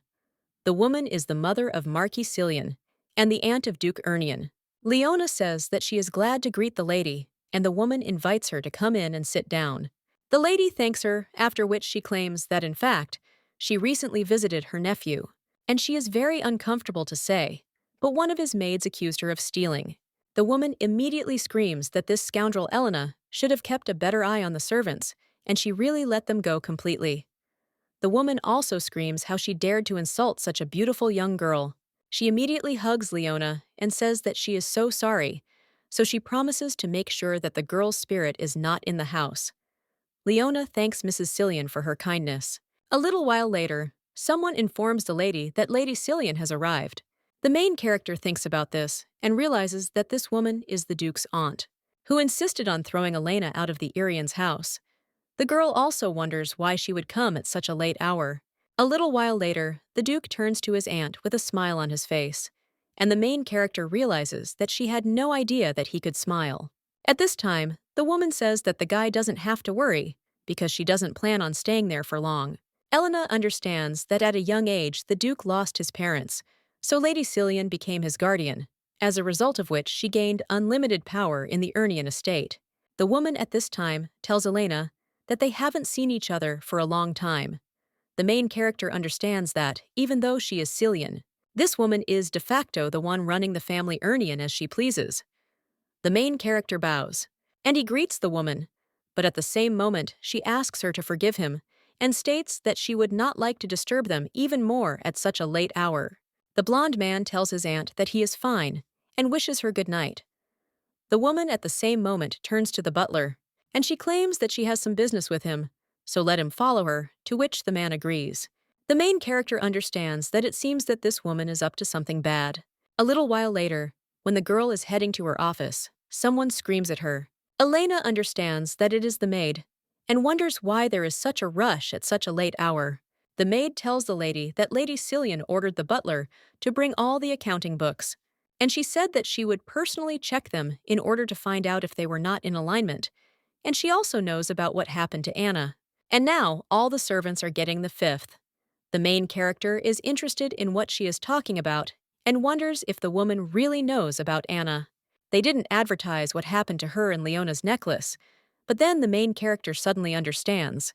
What must be completely, this is Leona herself.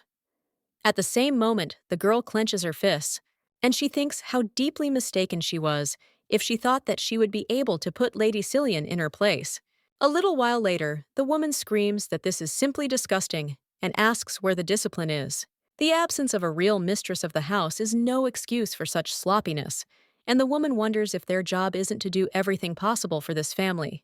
The main character at that moment enters the room and asks to be allowed to find out why Lady Silian suddenly raised her voice. The servants immediately turn to the lady with joy, and the woman asks if she is really interested in why she raised her voice. And does the girl doubt the correctness of her decision? The main character answers that she is just worried. After all, her vocal cords might not be able to withstand it, and the woman will become hoarse. Silian screams that it is all because of Elena, and he wonders how the girl could allow shameful rumors about their family to spread through the streets. The main character asks to immediately decide to find out what exactly the lady is talking about, but the woman screams, how can she have the audacity to pretend to be an idiot because she knows everything? The aunt also screams that her maids conspired and insulted the young Lady Hilton with their actions, and therefore she cannot understand why the girl is so calm. At this time, the maids are shaking with fear, and the main character is only interested. Is it possible that the lady is blaming the servants and are based only on the opinion of one of the parties? In fact, it was Lady Leona who trampled the honor of the Irian house into the mud. The woman immediately cries out, does she really think this is the root of all evil? But the main character calmly asks to be allowed to ask whether Lady Leona provided any evidence of her innocence. Did she know that her nephew had sent an official letter of complaint to the Hilton family, but Lady Hilton had refused to ask for forgiveness? At this point, the woman wonders if it is she who doesn't want to apologize, and not the lady. To which the main character replies that if she doesn't believe it, she can simply ask the Duke, because he will gladly clarify everything. The woman then cries out that so be it, and they can talk about Lady Leone later, as if she were explaining the fact that one of the maids ignored her order to gather there, and this indicates a serious lack of discipline. Elena says that the girl the lady is talking about is on sick leave, and the woman screams that the lady is being too lenient with them because that's why they got out of hand. Then the main character asks the lady a question, because she would really like to know whether the so-called discipline is really more important to her than the Duke's health. After this, the woman doesn't even know what to answer, and the main character looks at the butler, also asks if he has brought the books so that Lady Silian can verify them. The man replies that the lady has already done so. The main character thinks that now everything is clear, and most likely she could not find anything incriminating, so she decided to take it out on the servants. The girl also says that asking her aunt to provide the accounting books was an improper intervention, but she will take it as a sign of great love for her nephew. However, she still finds it completely unfair that the woman, referring to Lady Leona, is actually trying to get rid of her. The main character also asks why she can't just once honestly admit that she would much rather see Lady Leona as a duchess. The woman at the same moment asks how the girl dares, and raising her hand, screams what a scoundrel she is. And does the girl really think that she can be her nephew's wife forever? The main character understands that resorting to violence, instead of calmly talking, is outrageous. The girl immediately turns to the butler and claims that it seems their guest does not plan to stay there for long, so she asks to be escorted to the door. The man then asks the lady in a shaking voice what she is talking about. The lady says that apparently he didn't hear her, and perhaps someone else can fulfill her request. The maid immediately screams to the lady that everything was clear to them, so they will escort Lady Silian with all their efforts. The woman immediately screams, "How dare they!" and let her go quickly. The Duke hears some noise and wonders where it is coming from. At that moment, he looks out the window, but he is shocked to see that his aunt is screaming for the maids to take their hands off because they are as ignorant as their mistress. The man thinks why they are sending her away, and at the same moment, he goes downstairs and asks his aunt what is going on there. The woman says she is so happy to see the guy, and she made her, the wife, gets a little reprimand for her terrible housekeeping. And now, let him just see what she decided to do to her. The man wonders if she gave him a little reprimand. But when the Duke sees the main character, he is shocked because he sees a wound on her face. The woman screams that the lady never learned any manners in her entire life, and she simply had to teach her a lesson. The woman is about to hit the lady again. But at that moment, the Duke cries out to his aunt, after which she stops and asks why he is suddenly yelling at her. But last time, he didn't even bat an eyelash. The man then asks if she is talking about the last time. A little while ago, he held the sick boy's hand. The woman hit the main character in the face and screamed that this scoundrel had deceitfully married his nephew. So it's no wonder that even the maids despise her. The guy remembers all this at this time, and also how the lady claimed that she was fine, and there was nothing serious about it. After which, he even said that, as he thought, she was not particularly sensitive to pain. That's why now the guy just tells the aunt to leave, and when the woman turns to him, the young man then screams at her to get out of his family's sight. The woman immediately asks how he can, but the blonde grabs the main character and hugs her, screaming that this girl is the mistress of the house and his wife, and also Ruby's mother. Therefore, he will not allow anyone to insult her, either with words or actions.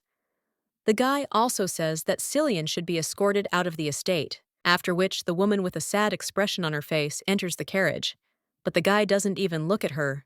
When the aunt leaves, the main character immediately pushes the Duke away. The guy turns to Elena, and he claims that, for a long time, he behaved disgustingly, and not at all as a husband should. The main character turns to him, and the blonde guy, kneeling, asks, "Will it sound stupid if he says that he will try to atone for all his sins?" Elena replies that in her opinion it is stupid and not entirely appropriate, but she would like to know what made him change his attitude, and the guy claims that to be honest. And in his thoughts, he adds that it seems to him that if he lets the lady go, he will regret it for the rest of his life. But now he just says that it's already quite late, and they can continue the conversation another time, after which the two part ways. The next morning, the main character is sitting in her office. The girl remembers the Duke's words that he behaved disgustingly and not at all as a husband should. Elena also understands that she cannot pull herself together despite all her misdeeds. The Duke did this for a reason, because Elena had deceived him from the very beginning, but her love for him was sincere, which is why she wanted to be taken into account and not treated like a soulless creature. And this desire is finally fulfilled, so the girl looking at her wrist thinks that the owner of this body was still alive. At that moment, someone enters the room and addresses Mommy.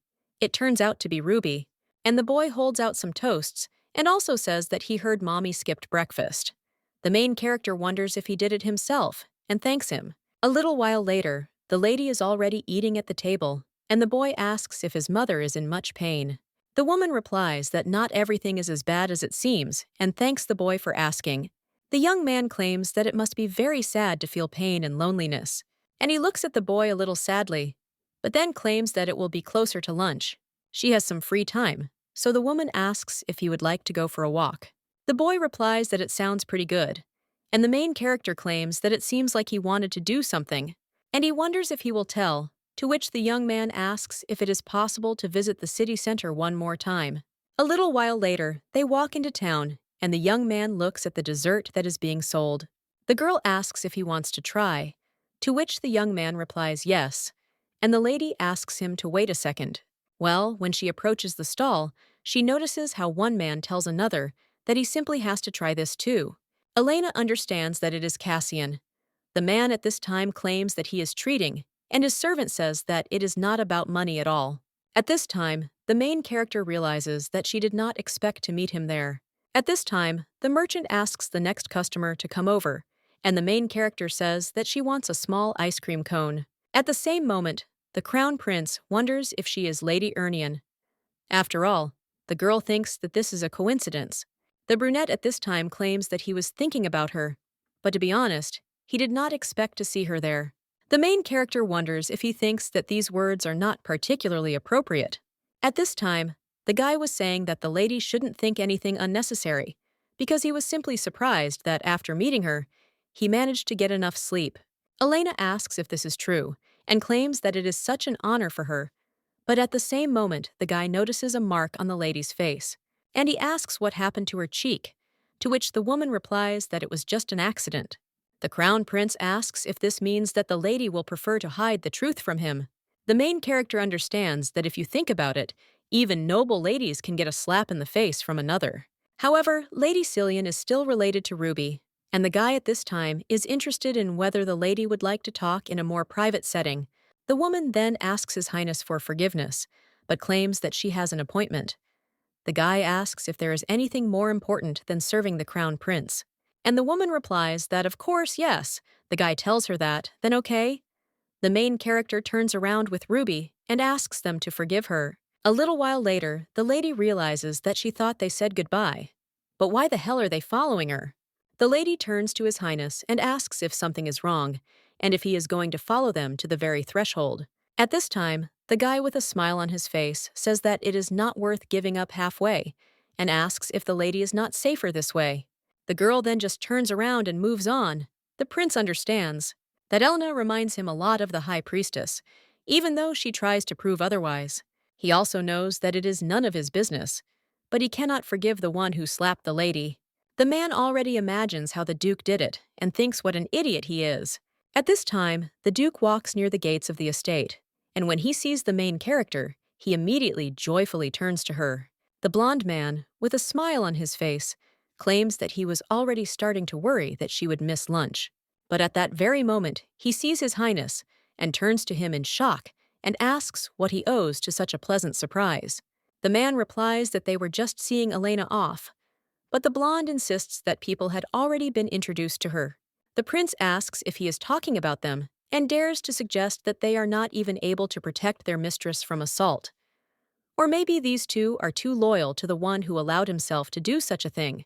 The blonde immediately screams that no way, and his interlocutor says that it is clear, and while it seems to him that they are not competent enough for this job, he also turns to the lady and claims that he does not understand why she allows such pathetic people to surround herself, and whether the thought of divorce has ever visited her.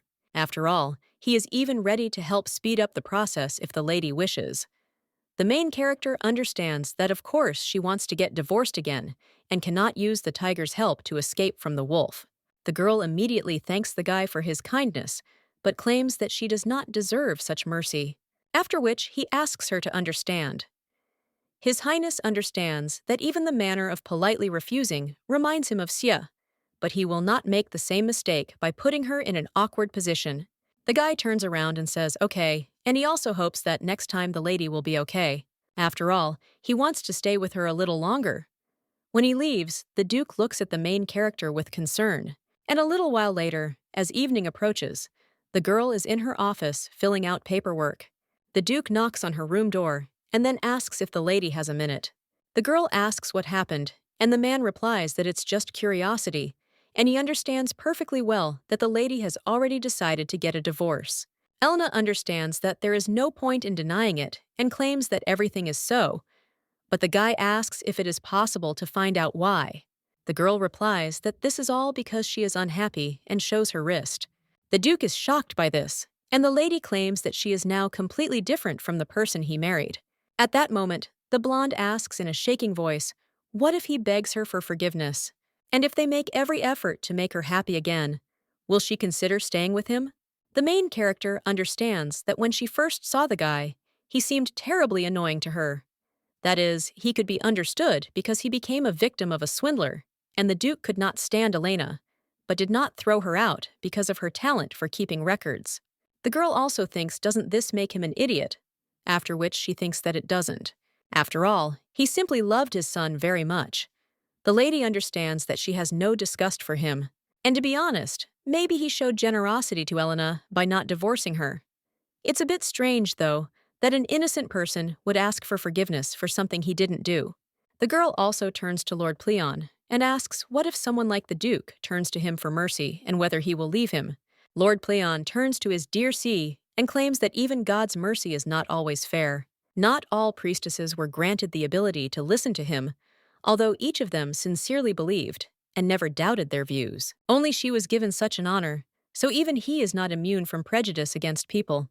However, she still tries not to interfere in their fate, and the choice is always hers. After all, only the lady must decide whether she can bear this cross. The main character understands that she has decided to take the place of the High Priestess and bear the burden of responsibility associated with the position. Her determination has not gone anywhere. The lady remembers everything that happened during this time and how the Duke has changed, and also understands that she herself should make the decision, because she will then be responsible for them.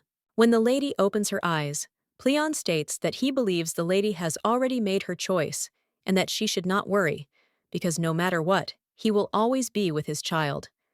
After which, the main character thanks Lord Pleon. A little while later, the man cries out, "Did the lady fail, and how is that possible? Because the girl disappointed him terribly." He also wonders if she can even imagine how much it cost him. Leona replies that she did everything she could, even setting Lady Silian on them. But it seems that Elena was much more cunning than she thought. The man immediately screams that this is a lie, and the girl continues to come up with one excuse after another. So let this brat get out of his sight. The lady immediately turns around and runs away with tears in her eyes, and her father screams and throws papers around. He understands that the future of his entire family depends on Leona's marriage to this lousy Duke. 1 year earlier, the trader had given him a pretty convincing report of his income, and he had done a thorough check just in case, which confirmed his considerable wealth.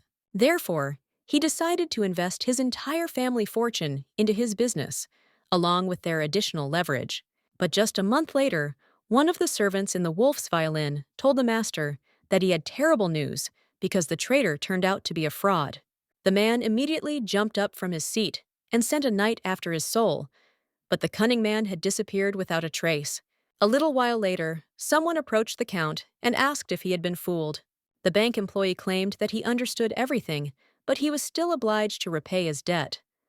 The man understood that he even had to falsify records in the reports in order not to go bankrupt. And all this so that Leona would have time to seduce the Duke and then marry him. He knew very well how similar the ladies were to Ernion's late wife, and therefore thought that he could win a tidy sum from their union. The plan was good, but Leona was caught trying to make Elena look like a thief.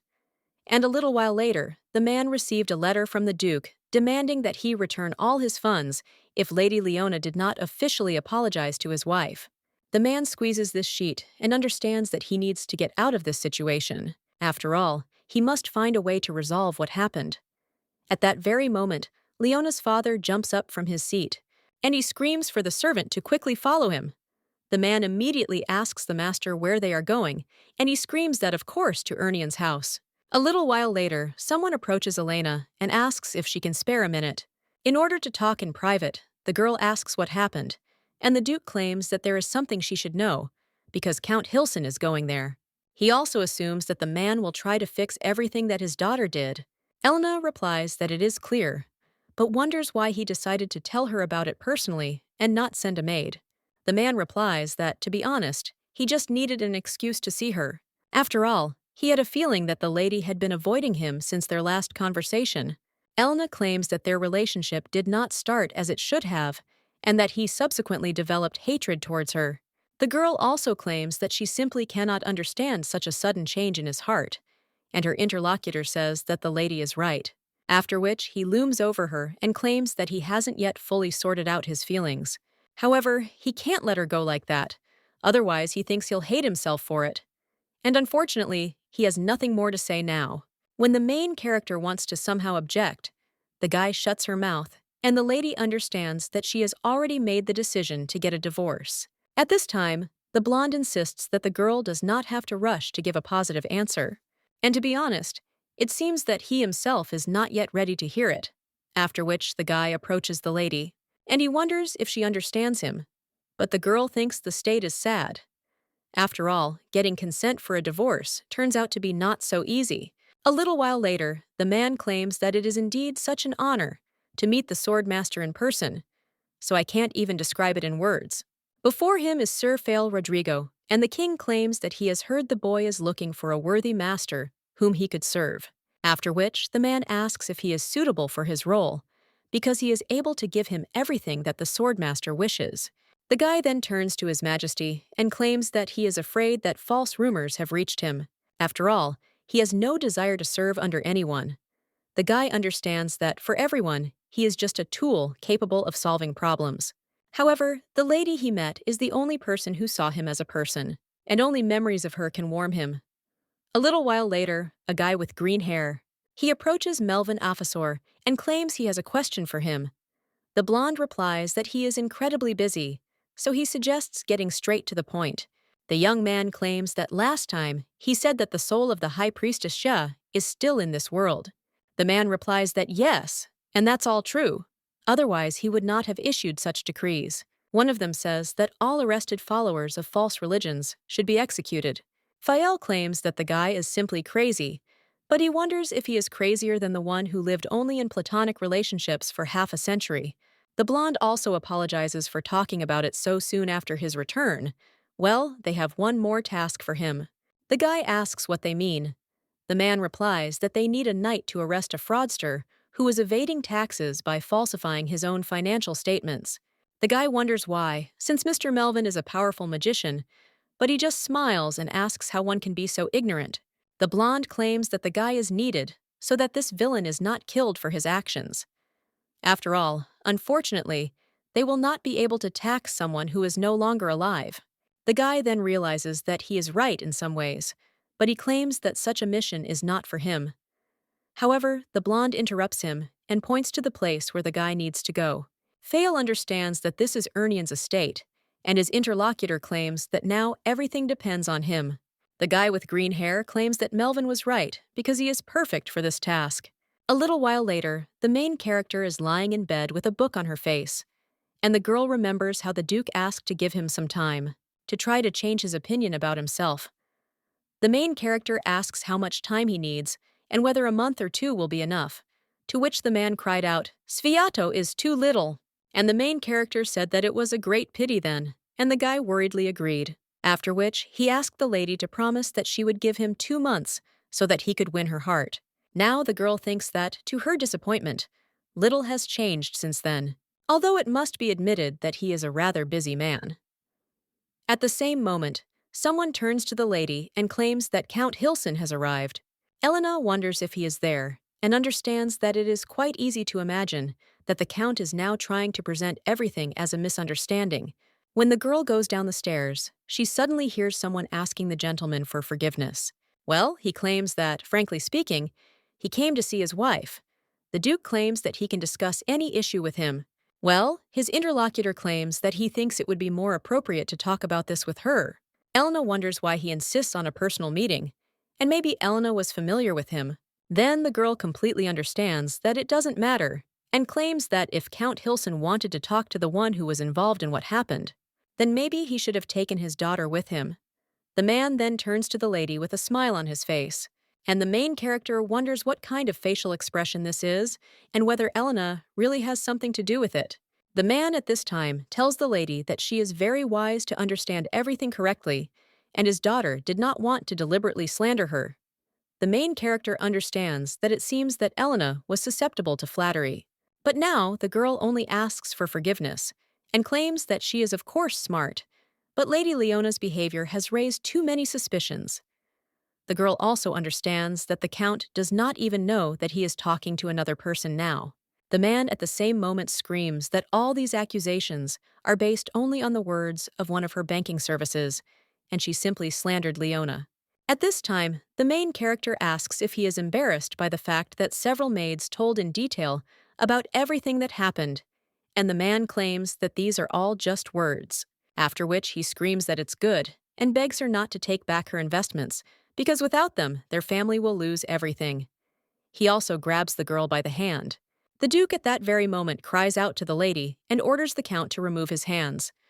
But at that very moment, someone still puts the sword to his throat and tells the Count to take his hands off before he cuts his throat. The main character wonders if this is Sir Rodrigo. At the same moment, someone else comes up to the man from behind and claims that it is just as he said. They find the villain in the Duke's estate. The man in shock asks if it is a fast and his interlocutor replies that this is so, and for the correct guess, he will receive a special prize. When the Count is taken away, he screams that he admits that he falsified accounting reports, but he is also a victim. He also wonders why the minister personally decided to deal with him. My man ignores him, and then approaches the lady and apologizes for not introducing himself. The blonde says that let the glory of the Empire shine over the House of Arian, and he, Melvin a Faster, is at their service. The main character understands that he is the last person she would like to meet in Elena's body. Melvin is a half-breed born in the union of Alpha and a human. He couldn't find a place for himself anywhere, and her last act was to help this poor boy. But the fact that Melvin is half-elf meant that he will live for centuries, then her support will not stay with him forever. In a past life, the man said that he does not want to brag, but he will be the first to recognize her, so let the lady not even think about being his. Elena understands that even if such a statement from someone else would be meaningless, Melvin had exceptional intuition and prophetic abilities, so she is tormented by vague doubts that he went there only to arrest Hilson. Well, the girl understands that she is not going to give up so easily, and claims that it is an honor for her to personally meet the Minister of the Empire, and she is Elena from the House of Arian. The guy claims that everything is somehow quite strange, because this is not quite the name he expected to hear. The Duke, surprised, claims that he was most likely mistaken, since that is exactly his wife's name. The man then says that it is clear and asks to forgive his ignorance, and the main character at the same moment apologizes and claims that she still has a lot to do. The girl also thinks what a cunning scoundrel Melvin Afstor is. Much time later, the girl is lying in bed. The lady feels her stomach growling and understands that it is all because she skipped breakfast so as not to cross paths with Melvin again. Well, a few minutes later, the lady screams that these wails in her stomach will drive her crazy, so she heads for the door and follows the maid. But when the maid heads further up the stairs, then suddenly he doesn't hold all the dishes, and they fly back. When the girl turns around, he sees his mistress. But it turns out it's too late, because the shards of plates are flying in all directions. However, the main character does not feel any pain, after which everyone hears someone say how lucky he was to be there at that moment. Elena is shocked and wonders if it is Melvin, and Anna, the maid, immediately asks if the mistress is okay and asks her to forgive her. She also runs for a broom and screams that she will quickly clean everything up. The main character turns to the minister and thanks him for his help. The lady also understands that this is all his doing, and they brought him there. At this time, the man tells the lady that she is not worth the gratitude because he has no desire to help others. But she is an exception, so let the lady just let him be near her. Elena understands that he knows everything and thinks what to do. The girl understands that this is not at all appropriate. She had plans for a divorce, and then becoming a priest would also take a lot of time. The main character claims that he messed something up because she is Elena, but the guy is wondering if the lady really thinks she can deceive him. He also asks if the girl is saying that she is not Sia and grabs her by the shoulders.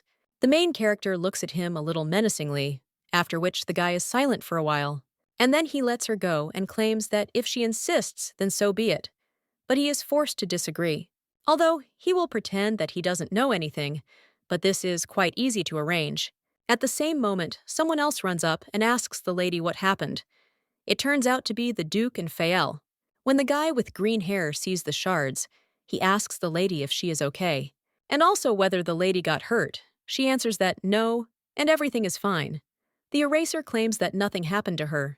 Luckily, he was nearby, so everything worked out.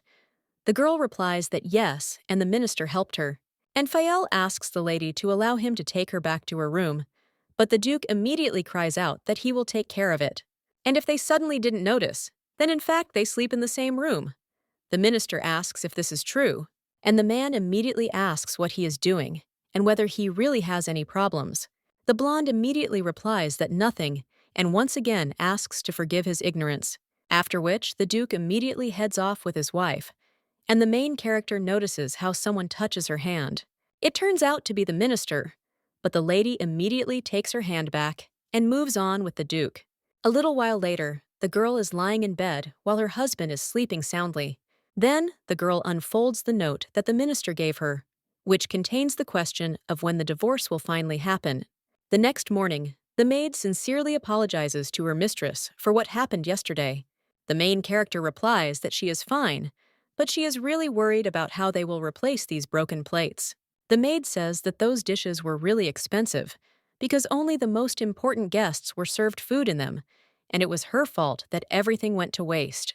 The maid at the same moment asks the mistress in a trembling voice what to do, because her life is not enough to pay for them. Elena understands that all they need now is just a few beautiful plates. Then the lady realizes that she has an idea and claims that she seems to have some kind of solution. The lady suggests going to the kitchen, and a little while later, they find themselves at the table. The maids bring various dishes, and when Ruby sees one of them, she also becomes delighted. He claims that there are blossoming buds on all the plates, and he has never encountered anything like this. Fael claims that it is actually carrots, and he hasn't seen anyone decorate dishes like this for a long time. The minister claims that this decoration does indeed remind him of someone. They realize that these are carrot decorations from the high priestess of Sia, and the girl smiles awkwardly, and she thinks that maybe they shouldn't have resorted to this, after which she wishes them bon appetit. A little while later, the maid thanks the mistress and claims that she not only forgave her for what happened, but also found a way out of the situation. And to be honest, she used to despise the lady because she never understood how she, who is a noble lady, could do child's illness for her own benefit. But now she knows that the lady must have had her reasons, and that in the end, she is her savior. The main character says okay, and thanks her for such kind words. The maid then bows and asks the mistress to forgive her, because it's time for her to go. When the main character turns around, she sees the minister in front of her, and he claims that the lady is, as always, incomparable. The main character understands that she needs to somehow avoid his company, otherwise she's done for. The girl also asks not to come so close to her, because there are too many extra eyes there. But the minister claims that he does not see anyone nearby. But when the main character turns around, she wonders where everyone went 5 minutes ago. Fael saw Ruby yawning and claimed that the boy seemed tired. When the boy picked up a flower-shaped carrot, he wondered if Lady Helena had done it. The Duke at that time turned to his son and asked if he would like to rest at his place, to which the boy agreed. He also turned to Sir Rodrigo and asked if he would like to go with him. When the guy was leaving, he noticed how the maid bowed to the lady, and also how the minister came up from behind, and the guy understood that she was left alone, and that was exactly how it was, as planned. Elena wonders if he knew everything in advance again, and the guy at this time turns to the lady and claims that she looks tired. The girl just turns around and thinks that she wonders whose fault it is. The minister at this time claims that it is probably because of the pestering Lord Pleon, but he asks what the guy is talking about, and did he really say that he is representing, and how he even had the courage to say such a thing. After which a storm immediately started in the street. Her minister asked if his words had offended Lord Pleon. However, he asks to be heard, because he should not interfere in the daily lives of people, and his power should not go beyond the temple. Therefore, he thinks that it is unfair to take up so much space in the high priestess's life, even after her reincarnation. At that very moment, the storm stopped, and Lord Pleon says that it actually hit the very heart. He also tells C that this man is offending him, and the main character understands that even Lord Pleon cannot say anything against Melvin. The girl also turns to the minister and tells him to think about what he says, because becoming the high priestess was her decision, and Lord Pleon never imposed anything on her. So let him blame her if he doesn't like something so much. Well, the guy at that very moment takes the lady's hair in his hand and brings it closer to his face. He asks how he can reproach her when the mere presence of the lady illuminates his entire world. The main character immediately pushes the guy's hand away and believes that there is no point in denying the fact that she is Sia, but her life as the high priestess is over. Now her name is Elena, or the lady has decided to accept her new existence, so she asks not to call her any more Siege, and also to keep it all a secret. The guy at this time understands that the lady does not need to ask him for anything. He just wants her not to push him away, so he asks to allow him to become a part of her life. And in return, he will do everything the lady asks, without unnecessary questions. A little while later, the main character is sitting with her son. Fael watches them from afar, but at that moment someone addresses him, and he claims that spying on a noble lady is not at all a knightly occupation. The guy at the same moment claims that he still thinks that the lady is the high priestess. Well, the minister wonders if he is so blind and how one can confuse two such different people. Despite all his suspicions, the lady sitting there is Elena, so let him not cause her unnecessary trouble. He would be better off spending his time creating a more real relationship and just letting the guy take a look. But all these love letters from the maids. But the young man immediately answers that they don't bother him.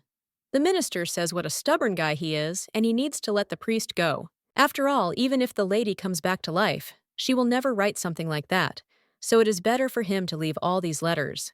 The guy at this time once again remembers Lady Elena's smile and sighs. A little while later, he moves on.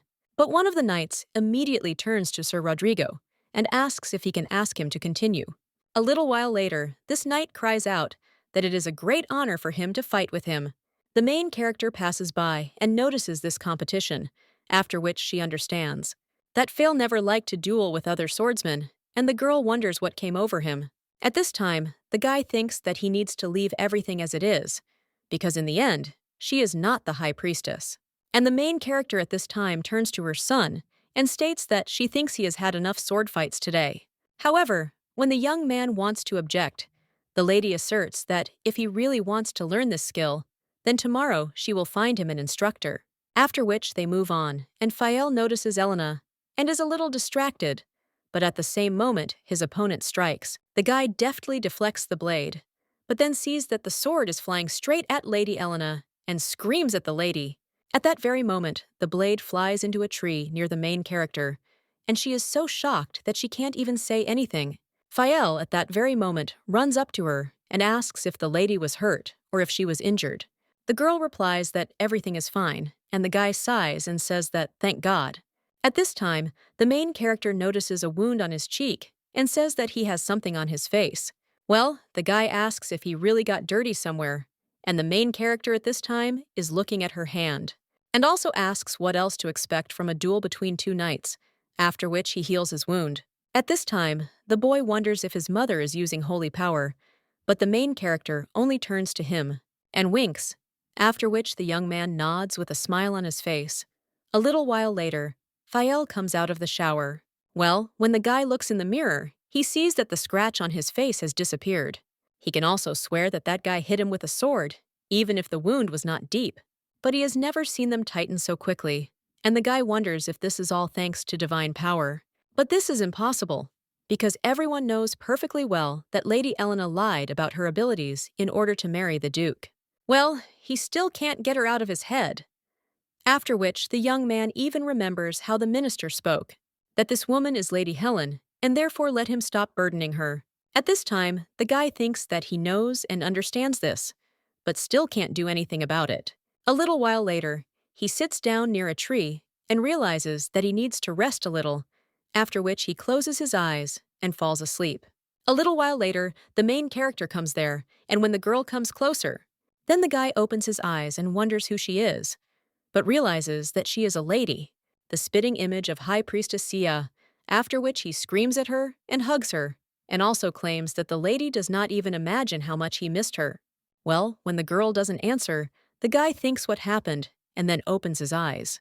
Then he sees red hair and immediately moves away. He immediately bows and cries out, asking for forgiveness. After all, he mistook the lady for another person, to which the girl replies that everything is fine. The guy at this time says that if the lady remembers, he said that she reminds him of his late mistress, and he understands that it will sound stupid, but wonders if she could say it at least once. And let her just say that she is the high priestess, because with these words she will be able to save his world from destruction. The young man begs her to do this, but the main character replies that she is not a priestess, and also moves away a little, but the guy screams that it's not necessary, and let her just not say that she's not her, and also not remind her that in this terrible world he's left all alone. His purpose and meaning in life, and even everything in general, simply has no meaning without her. The main character then sadly turns to Sir Rodrigo, and when the guy raises his gaze, he sees that the lady is looking at him with tears in her eyes, and understands that he put too much pressure on her. The guy at that very moment lowers his head to the ground and asks him to forgive him, because he must have just gone crazy. Elena claims that everything is fine, because she understands that, because of the loss of her mistress, there is a gaping hole in her chest. But sooner or later, the melancholy will become a simple memory, and he will definitely feel better. The guy also remembers how the priestess claimed that she felt sadness inside him, but there was no need to worry. He may get confused, but he will still be able to find the right path, and he is a very strong person. Now the main character says that Sir Rodrigo is very strong, after which everything turns around for him, and also asks her to forgive him. When the girl leaves, the guy remembers how Melvin asked if he was blind. After all, how can you confuse two such different people? And despite all his suspicions, the lady sitting there is Elena, so let him not cause her unnecessary trouble. But then the guy thinks that maybe he is blind. Usually, alphas do not lie, but this guy is a half-breed, and sometimes Melvin seemed more human than normal people. And he is sure that this guy is very good at lying, especially if the High Priestess of Togo wished he would hide the truth. A little while later, the main character is in her office, and when the lady looks at the door, then she says that Ruby for some reason did not come to her today. The maid replies that she thinks the young master is now in the training room. The main character asks if this is really true, and the maid replies that yes, because he is with Sir Rodrigo, is in class. The main character says that this is how, and also thinks that it will be useful for her son. Well, at that very moment, the lady remembers what happened yesterday and thinks whether it is possible that Fael is trying to take advantage of Ruby to stay there longer. When the lady runs away, the maid turns to the mistress in surprise. But the main character doesn't listen to her, and he realizes that this guy still has doubts about her true being. A little while later, the girl runs up to the training ground, but then she sees her son together with the knight. The guy tells the boy to relax and put his feet shoulder-width apart. The young man immediately sees his mother and goes to her, and also claims that Sir Rodrigo offered him to study. The main character wonders if the swordmaster really gives out personal training, and the guy replies that he heard her son was looking for someone who could teach him everything properly. If the lady does not mind, he would be glad to be of use to her and the young master.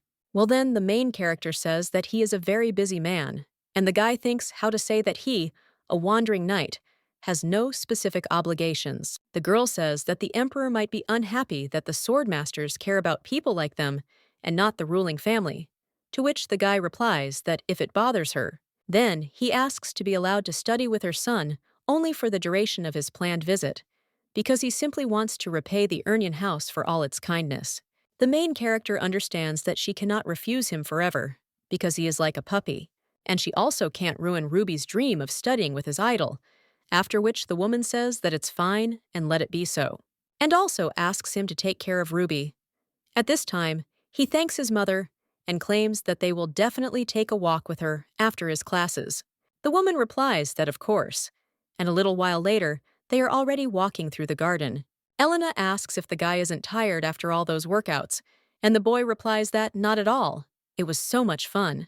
He also takes something out of his pocket and claims that he almost forgot, because Sir Rodrigo dropped this bow, and maybe it belonged to his secret lady love. The main character looks at it and is surprised, and understands that this is a bow for real. It once belonged to her, and one of the merchants insisted that it be given to her.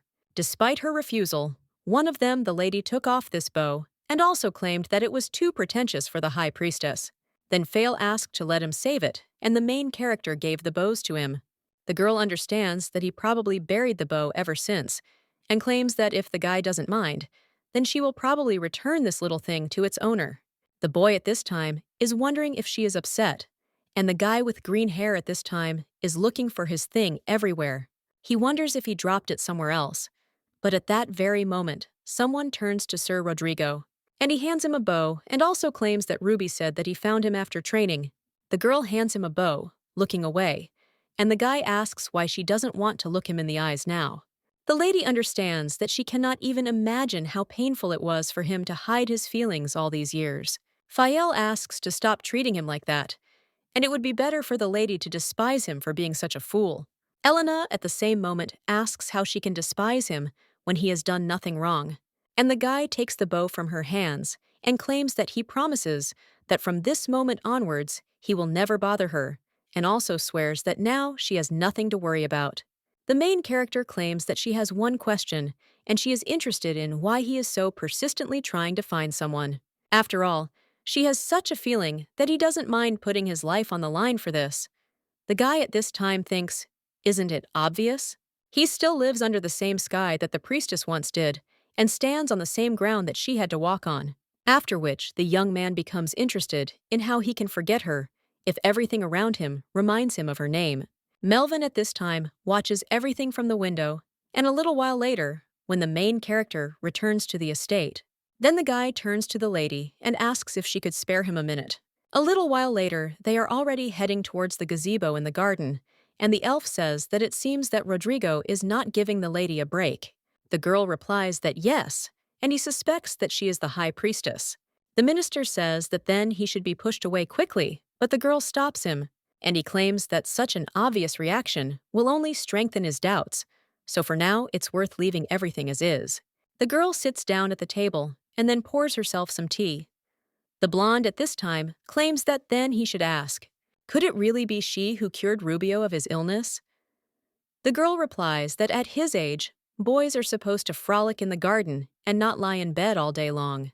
But the blonde claims that she knows that in such a situation, a constant replenishment of divine power is required, and it is possible that she has just changed her mind about divorcing the Duke. The girl replies that no, and even Ruby's illness is not able to stop her. And besides, on her part, supporting the marriage while being the high priestess would be a terrible deception. The elf then wonders why he shouldn't tell the Duke everything and let her just tell him that she is not really the one he married. The girl replies that this will not happen because the Duke married someone he did not even love, and he did it for his son. Ruby's condition is so severe that ordinary priests can only relieve his pain.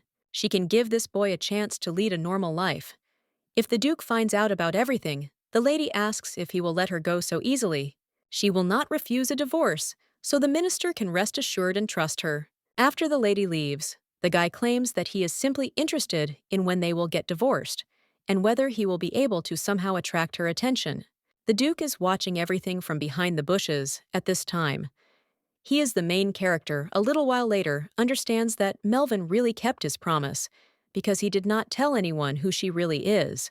But his prophetic abilities became more and more annoying because he knew every day when the ladies left the office, and also when something bad could happen to her, and when she wanted to go for a walk. Elena understands that because of this, she was not able to avoid him at all. Although the Duke said that Melvin was only a minor inconvenience, in reality, the minister irritated him terribly. A little while later, the guy said that he had never even thought that the lady and Mr. Afaster were so close. The main character replies that everything is not like that at all, and she thinks that he was simply tired of the routine in the government, and that he did not want to amuse himself in their estate. At this time, the blonde repeats the words, "He will amuse himself," after which he asserts that if so, then it is worth paying more attention to their dear guest, and she couldn't bear this burden alone.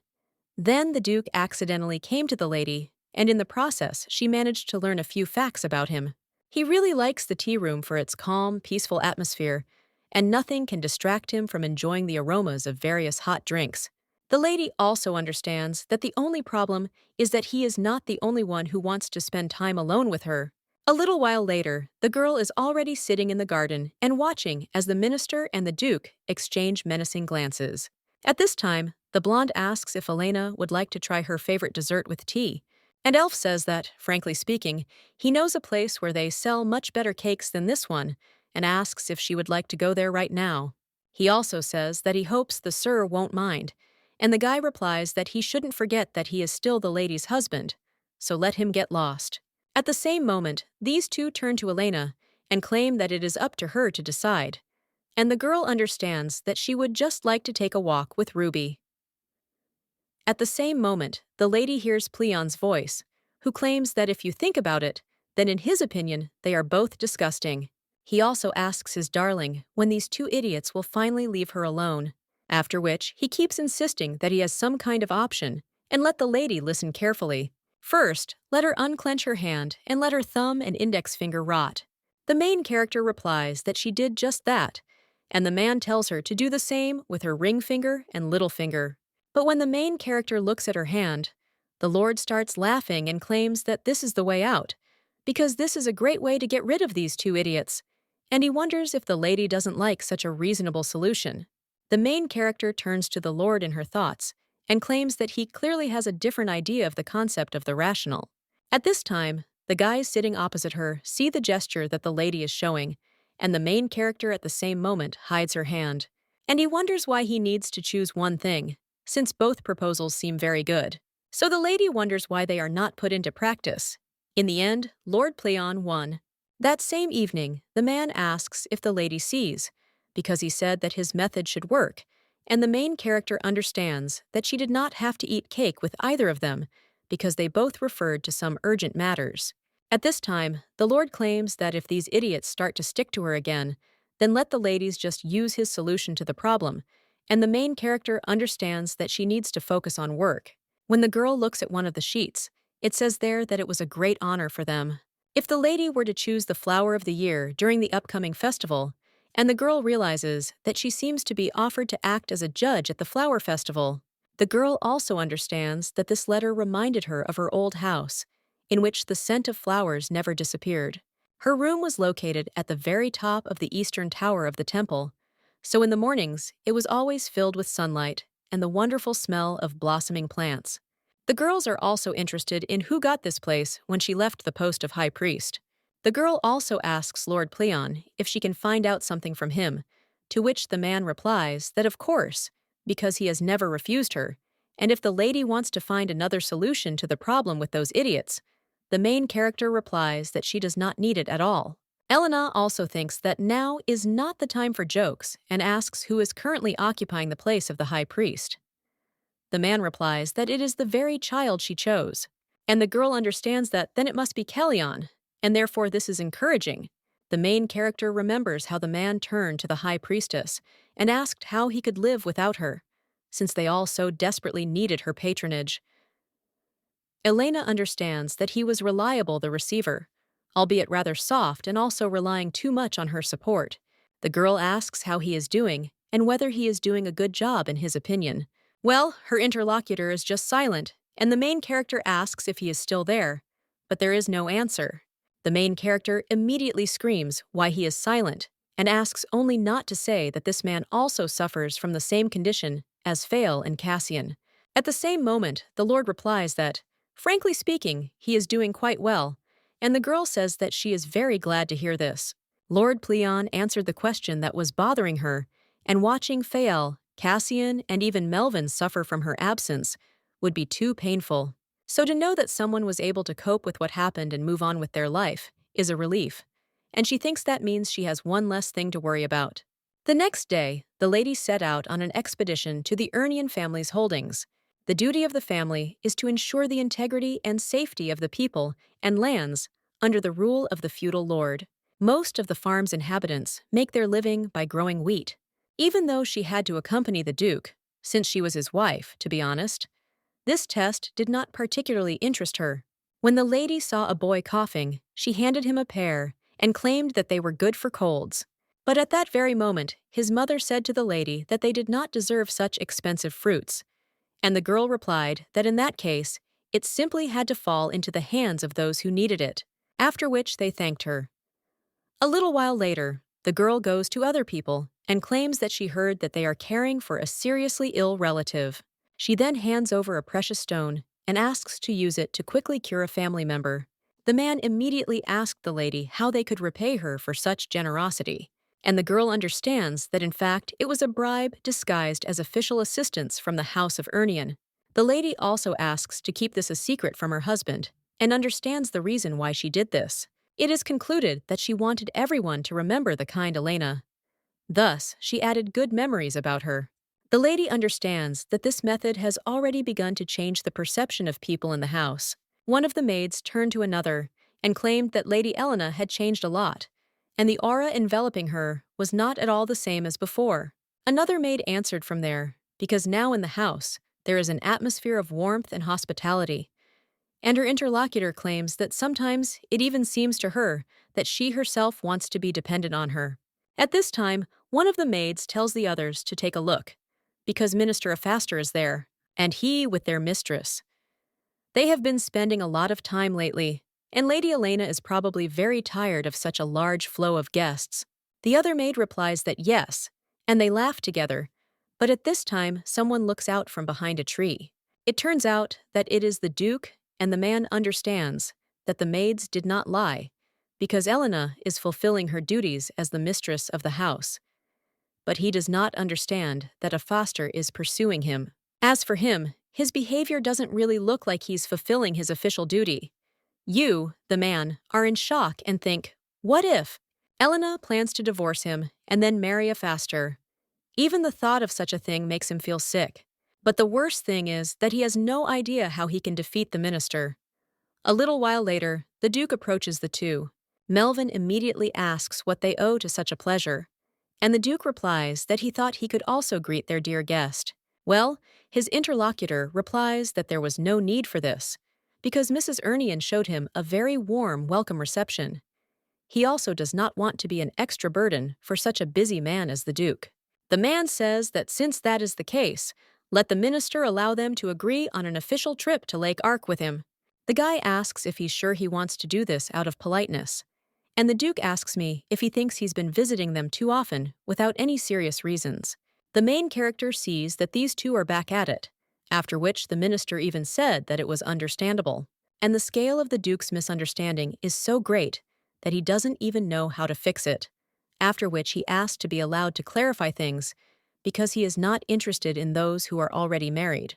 The Duke asks if this is true, and the man replies that another woman has been kept in his heart for a long time, after which he winks at the main character, and the girl thinks that he will come in. After all, now she really feels sorry for the Duke, but she is glad that Melvin is the minister in charge of the entire country. So there was no way he could stay in the Duke's estate forever. When the guy is about to go back, he states that although he would like to settle there, they say that a lot of work has accumulated in the palace. He also puts himself next to Lady Elena, and the Duke, looking at this, clenches his teeth in anger. The minister at this time says that he hopes that one day the lady will become herself again after everything that happened. This would make him the only one who knows her real identity, and the main character wonders if he really means that there are others who know that she is the high priestess. At this time, the guy heads to the carriage, and Fael asks him what the prophecy said. The young man with green hair also claims that he is staying there, but his interlocutor wonders if he still suspects the lady. Melvin also states that he thinks Lord Pleon wants to give him a chance. If Lady Elena is going to the festival, he should definitely accompany her. The girl will insist that Arian's house be guarded. Anya is his, so he will have to go after her secret, but let the guy remember that he must follow her. Unfortunately, he believes that the guy is the only one he can rely on at the moment, despite all his incompetence, after which the carriage leaves and the knight understands that even though Melvin is an idiot, his words cannot be taken lightly, and the guy wonders if he really saw something in Lady Elena's future. A little while later, the main character is in the garden with her son, and the boy cries out that he found a huge rose, but at that very moment he stumbles and falls to the floor. The main character immediately runs up to the boy and asks if he is okay, after which the lady brings her hand closer to the boy's wound, and Fael, passing by, wonders if she is really wiping his wound. Well, at that very moment, he sees the divine power and understands that he cannot be wrong. At this time, someone goes to one of the estates and realizes that it is simply amazing that the house belongs to such a prosperous family.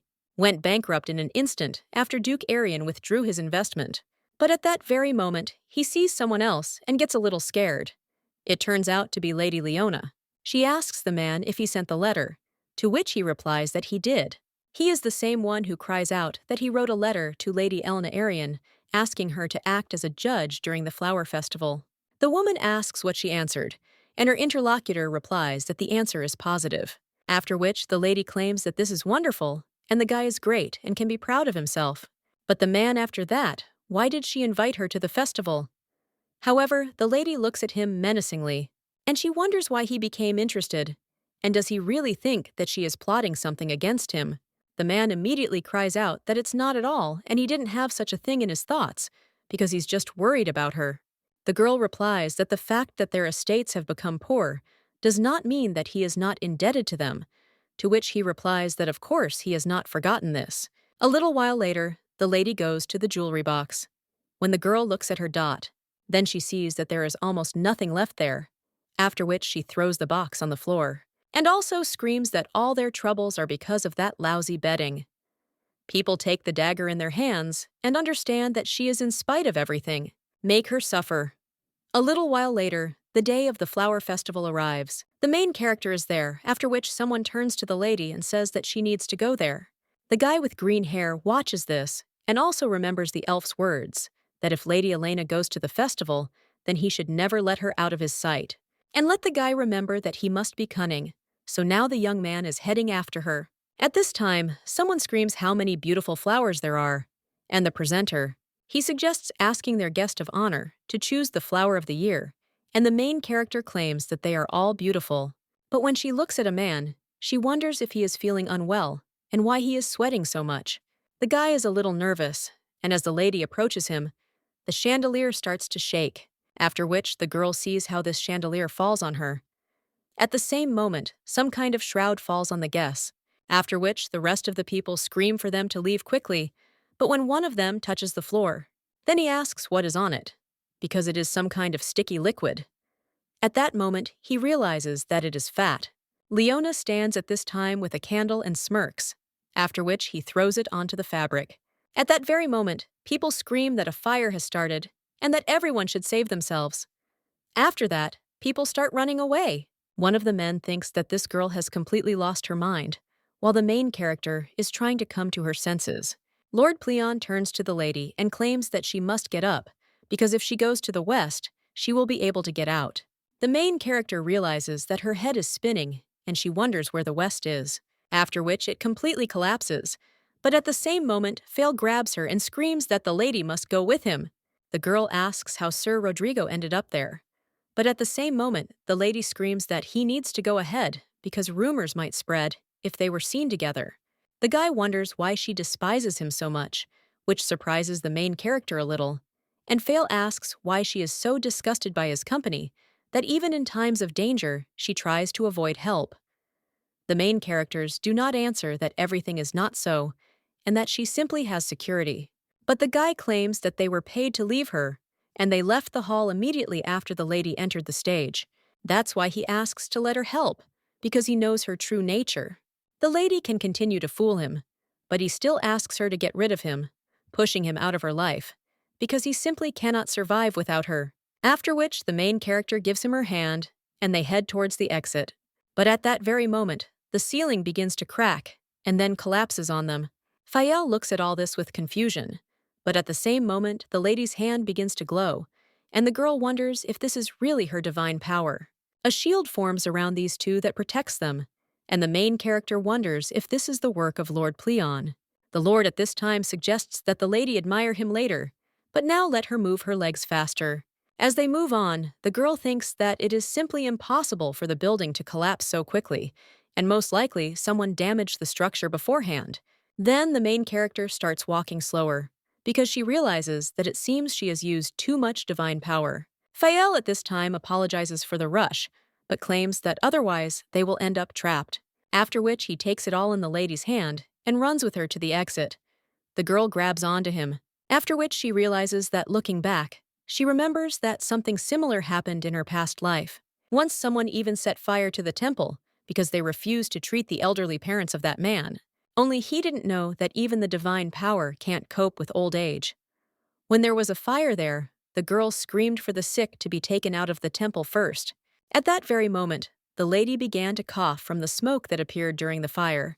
But at that very moment, someone grabbed her and claimed that it was now time for the lady to leave, so the guy asked her to follow him. The main character understands that Fael has not changed at all. She wanted to free him, but perhaps it was not for his good. And to calm her soul, the lady understands that it is apparently pointless to hide her identity any longer. A little while later, the swordmaster looks out of the window, and the main character is interested. Why did he bring it then? Her in the guest house, and really worry about safety in Arian's house. The guy replies that it is impossible to say for sure whether the rest of the security was bribed. And frankly speaking, he recommends to temporarily take refuge in Aphastor's house. The main character understands that the guy has knelt down, and he doesn't even want to pretend that she is not the high priestess. The girl claims that perhaps such an option would solve the problem, but she does not agree, because her presence in the minister's house, without an official invitation, could lead to a lot of rumors. She would not like to put a spoke in her own wheel in the event of a possible divorce. Fael happily asks, "Does it only mean that the lady was planning to break up with the Duke all this time?" Elena asks why he was so happy about it, and the guy claims that the lady can, of course, condemn him for his selfishness, but the news of her desire to get a divorce made him very happy. So he intends to make every effort to become her life partner in the future. The main character remembers asking the guy if he was going to stay in the temple until the end of his days without marrying anyone. The girl also said that it turns out that not only she will not have a chance, but the others will too. And the swordmaster claimed that then he would like to stay and become a support for her. But if he is not allowed to be nearby, then let the lady at least allow him to be in her shadow. The girl once again notices that he hasn't changed at all. The only thing that has changed is that he hasn't changed at all. So this is what she now knows about his feelings. Well, at that very moment, the girl hears some sounds, and when she looks out the window, then he sees people in robes and asks if this is really what she thinks. Fael replies that it is some kind of cult of pseudo-religion, which Melvin tries so hard to eradicate. The main character wonders if this is really true, and the guy replies that they promise to revive the undead and ensure eternal life, thereby increasing the circle of their followers. Elena claims that it sounds pretty terrible, but then she sees red stripes. The lady understands that these people are followers Arbus, the very same evil god whom Lord Pleon defeated and sealed. They are known for their atrocities, and one of her tasks was to stop the influx of people into their cult. There is even a taboo among priests not to use pens with red nibs, because it reminds one of Arbus and his followers. The girl also claims that she simply cannot believe that they are allowed to walk around the streets like this. But at that very moment, the hood of one of the participants flies off, and the main character is shocked and wonders if this isn't Raven. The girl understands that it is definitely him, and the guy is the junior priest, because she personally approved his ordination. The lady immediately runs out and claims that they need to find the priest they just saw, and Fael screams that he will take care of it, so let the lady stay there. At this point, the Duke screams in shock. Did the building collapse because of the fire? He also asks if there is any news about Elena, and the servant replies that so far none of their knights have arrested the festival organizers. The man screams to be brought in right now, and a little later, he, with tears in his eyes, claims that he really doesn't know what happened and that he was just following the woman's orders. The guy asks what he's talking about, and the man replies that he is talking about Lady Hilson. The man is shocked and wonders if this is really all that happened. Leona's cunning plan against Elena. At the same moment, someone is heading for the main character, after which he raises a dagger at her. It turns out to be Leona, but at the same moment, the main character stops the girl's hand. Leona says how sweet it is that the lady decided to send her bodyguard away, and she is such a stupid girl. She also claims that she will not put her into eternal sleep, because a life filled with suffering would be a fitting punishment for someone like her. And so when a girl asks if it's worth it to make do with just one of her eyes for now, or better yet, work on her filthy mouth.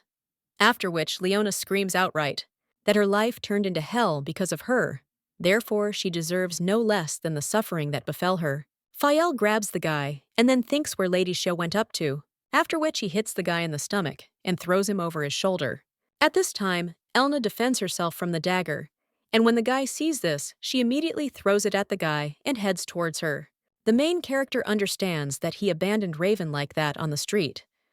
I suspect that she can cope with the current situation herself. The girl claims that people often misunderstand everything because it seems to them that a noble lady is not able to protect herself without the help of others. After which she squeezes Leona's hand so hard that she screams in pain. The girl thinks that as the high priestess, she has had to deal more than once with desperate patients, trying to achieve healing by force. Fael at this time inquires about the lady's okay and grabs Leona so that she doesn't attack again. The girl screams to get her hands off her, because as a master, you can't have the audacity to treat a girl so rudely. And it's just so strange that he's hanging around her like that, and now she's sure that the two of them have a closer relationship. The guy immediately takes his sword out of its sheath, and then says how low it is for her to make such absurd accusations. When he passes the blade near the lady's face, she gets very scared. The guy at this time understands that he needs to follow the person he considers right, supporting him. Fael claims that he is merely following the teachings of his master, nothing more and nothing less. The main character understands that the guy hasn't changed at all, but at the same moment she notices that Raven has disappeared. Fael, seeing where the lady was looking, claims that the guy apparently ran away while they were dealing with Lady Leona. It seemed to him that he would be out for a long time, so the swordmaster asks him to forgive him. At this time, the main character suggests returning and speaks to Lady Leone. Now she can't get out of it, because she'll have to pay for her actions, and she won't let her sentence go for what the girl did this evening.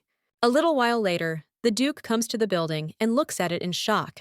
He also wonders where the guards who accompanied Elena went, to which the servant replies that it seems they left this place immediately after the lady was invited onto the stage. 3 different people agreed in their testimony, and the man wonders if the guards were bribed, and if this is Leona's doing. But he doesn't understand what made the knights do this, especially after the girl lost all influence because of the incident with Anna, and maybe someone else was involved in this. Well then, the man understands that something else is more important now, after which he cries out to Elena and asks her to answer if she is there. The guy understands that the lady is a strong girl, and she managed to hold her head high. Even when everyone pointed fingers at her, he refused to believe that she was just taken away by fire. The Duke immediately falls to the floor and screams that this cannot be and is simply impossible. His aunt comes up to him at this point and says what a poor guy he is.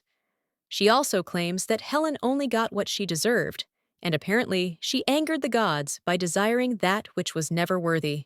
She also turns to the guy and says that he needs to stay strong because she is sure that he will find himself a more beautiful girl than this evil woman.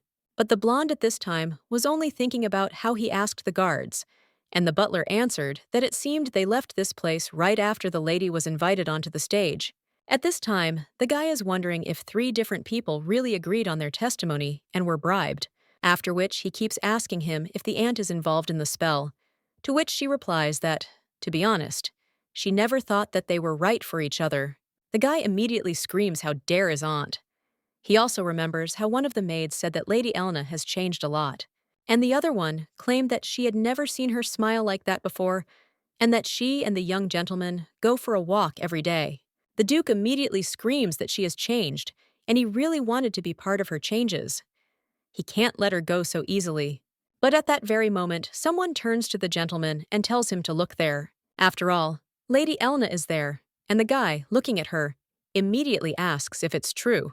The main character wants to say that Sir Rodrigo saved her, but the Duke at that very moment attacks the lady with his arms, and he cries out how grateful he is to the Lord that he returned her safe and sound. She has used up too much divine power today, and it seems that she is about to switch off. When the Duke sees this, he screams that they are immediately returning to the estate, and let them immediately bring him a carriage. At this time, the butler turns to the gentleman and asks, what about those ladies? The aunt turns to the guy, and the man tells him to take them to that place in the mansion. A little while later, the main character is lying in bed, and when the lady opens her eyes, the maid at the same moment asks if she is awake. Elena asks how long she slept. Her interlocutor notes that it was 2 whole days. The girl understands that this is most likely due to the fact that she abused her divine power. Well, at that very moment, the lady sees a boy next to her, and the maid claims that the young gentleman refused to leave the lady until she woke up. The boy immediately gets up and asks his mommy if everything is unnecessary and good. The girl asks if he really thought that she might not wake up, to which the young man replies that in no case, because he was completely confident in her powers. Elena realizes that this boy most likely also knew that Elena did not have divine power. But he did not ask a single question about how she managed to cure him. The girl at this time tells Ruby that he never asked her, and the boy answers that he trusts his mother, and that's all. After all, she promised him that she would definitely find a way to heal him. The main character at this time wonders if Elena really valued Ruby. The girl also remembers how the lady with red hair claimed that the boy would soon be able to get out of bed and asked to give her a little more time. Elena understands that these are probably her memories right before the girl fell into eternal sleep. The main character also thinks that giving such a promise to the boy when she, the high priestess, can cope with the boy's illness. At this time, the young man asks his mother what is going on, and the main character understands that there is only one sensible conclusion. Elena somehow knew that she would get into her body. The Duke is sitting with papers a little while later. He understands that he was made head of the house when he was only 8 years old. Auntie said that she would make sure that the boy inherited the title of peer, to become a duke like his father. The woman said that his enemies were her enemies, and she even quarreled with the other aristocrats for the boy. The woman claimed that she would make every effort to ensure that they did not interfere with his future.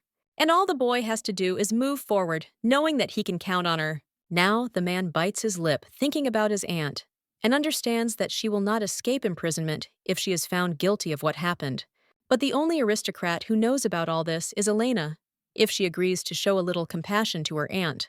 At this time, the butler turns to the gentleman and claims that the minister has sent an invitation letter for Lady Elena. The guy asks if this is really an invitation, and the servant asks if he should give it directly to the lady. The Duke immediately snatches the letter and claims that he will do it himself, because he just needs to discuss some matters with her. A little while later, the main character finds the only 2 clues left by Elena. The girl turns to Lord Pleon and asks if there is any way to revive the one who is no longer alive. Her interlocutor replies that this goes against the laws of nature, and the lady understands what it means if someone really wants to break them, then there are options for how to do it. And if so, then she is interested in whether there is a possibility that such rituals could be performed under the protection of another god. The man at this time asks if she is talking about Arbus. The girl understands that Arbus is an evil god, and Lord Pleon sealed him 1,000 years ago.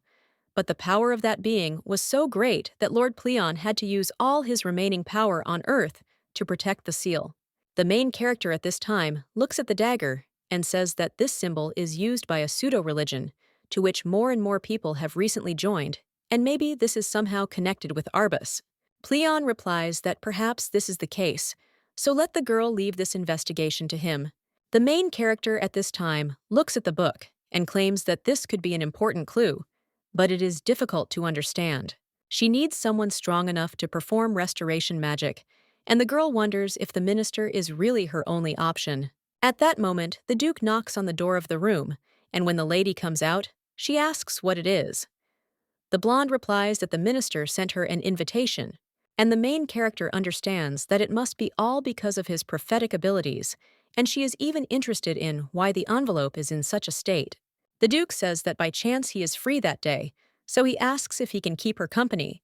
And besides, the way this guy looked at her was terrible. But there is some place she should go to now. A little while later, the 2 go to the basement, and the man claims that he was in great debt to his aunt. And frankly, she replaced his parents. He also understands that the lady will find this unfair, but he really hopes that his aunt will not have to bear the full punishment. The main character at this time claims that she cannot help but think about what would have happened if everything had turned out differently, and wonders what would have happened if she had not been there because of the incident that happened. he would have said the same thing in front of her grave. And that is, he would have truly regretted her immersion into eternal sleep, but his aunt would still have been dear enough to him to bear the punishment. The guy doesn't even know what to answer to this, but the main character says okay, and she will forgive her.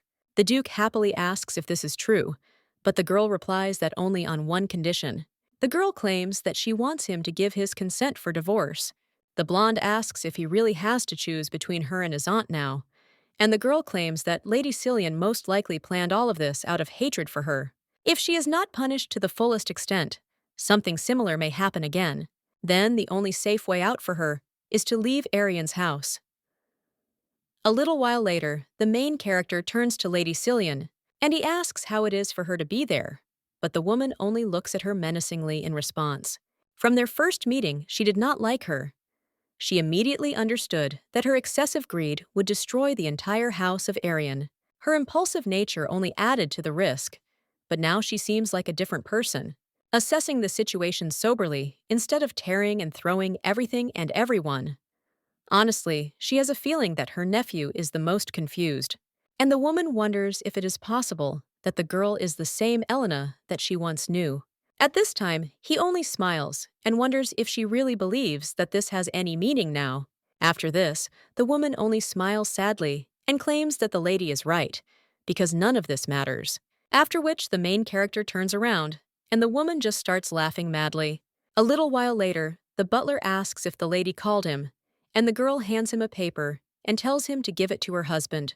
The man asks if these are divorce papers, and the lady claims that he must deliver them personally and asks if everything is clear. The girl understands that while she was preparing these papers for divorce, she found out that Elena, she was not only very rich, but also quite influential. She was a girl of noble birth, born into a respected family, with the title of countess. So the main character looks in the mirror and thinks how much of an idiot in love you have to be to voluntarily give up all these privileges for the sake of marriage. Lord Pleon is happy at this time and says that the time has finally come for a divorce, but he is already sick of this duke. At this time, the main character says that she understands why the Lord did not like Melvin. Well, she wonders why he hates Theron so much. The man replies that he avoided making a decision and was unable to choose between losing the girl and his aunt's deserved punishment. The Duke always tries to avoid responsibility and is a real coward.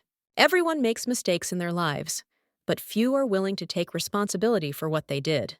The principle of cause and effect is just a law of nature and does not tell the main game what it understands. She also asks if there's any information about Arbus's followers.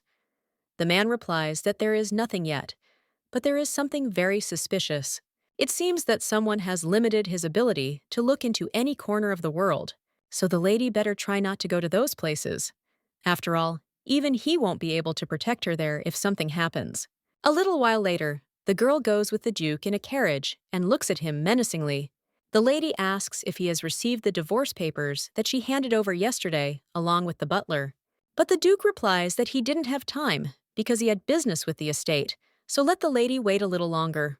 Pleon asserts that this is what he was talking about, so let the lady hit him hard with both legs so that he knows his place. When the girl sighs heavily, the Lord says that if she doesn't like it, she can twist his arm. A little while later, they arrive at the minister's, and he comes out to greet them. The man immediately thanks the two for taking the time to honor them with their presence, after which he says that eternal peace and happiness may come to the house of Arian. After which he looks at the lady with a smile on his face, and the main character smiles back at him. But at that very moment, the Duke stands between them and thanks the minister for the invitation. The blonde claims that this was his chance to regain their favor, after which he asks for his forgiveness and claims that he must meet the other bones. The main character understands that it seems that now the guy finds it much easier to find a common language with other people. But before, those around him despised him for his origin. A little while later, the guy turned to Lady Sia, and he claimed that he was thinking about taking a position as an official in the palace. Perhaps this was the only way he could gain some respect. The lady understands that such an attitude is caused by his status, but it doesn't matter. The main thing is that people listen to him. The Duke at this time asks Elena if she wants to come in and rest a little, because the road was quite long. A little while later, one of the servants asks to be taken to their room. And a little while later, he points to the room and also states that they can walk around the estate wherever they like, but he asks to refrain from entering the territory located behind the fence. The Duke at this time asks if he can know why, and the man replies that there are plenty of different creatures there that the Marquis caught, but the gates were securely sealed, so they have nothing to worry about. The blonde guy claims that this is a rather peculiar hobby, and the main character understands that Melvin never liked to put in physical effort. So there must be something else there, and the girl thinks what it could be. A little while later, she comes to this gate, and at that very moment, someone whispers, "Did this damn elf create a wall, and did he deceive them? But he promised that he would play with them." The main character turns around and realizes that she thought going in there wasn't the best idea. Well, when she goes further, she bumps into someone, and the man claims that he didn't even expect to see the lady alone, in such a remote part of the estate, after which the main character asks for forgiveness and claims that she just decided to take a walk. Well, at that very moment, the man presses her against a tree. Her main character is shocked and asks what he is allowing himself to do. Her interlocutor replies that everything is quite simple, because his wife has long since fallen into eternal sleep, and the Duke doesn't give a damn about her.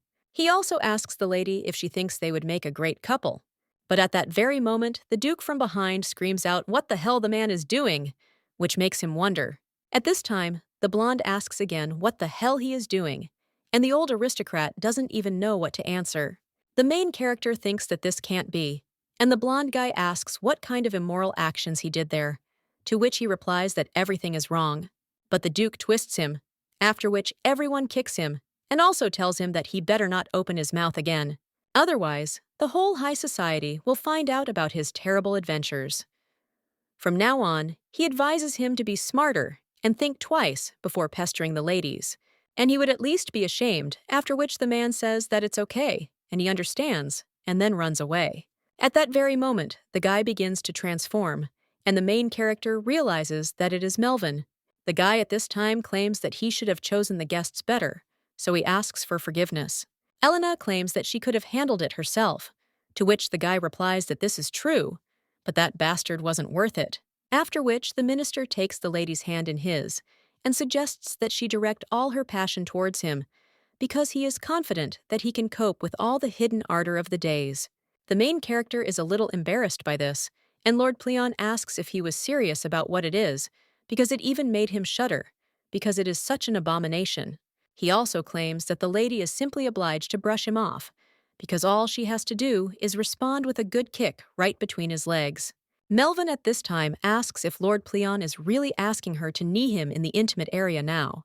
He also claims that it is even funny because the deity who likes such brute force is called the God of Peace, so he is not particularly surprised that their existence is full of injustice.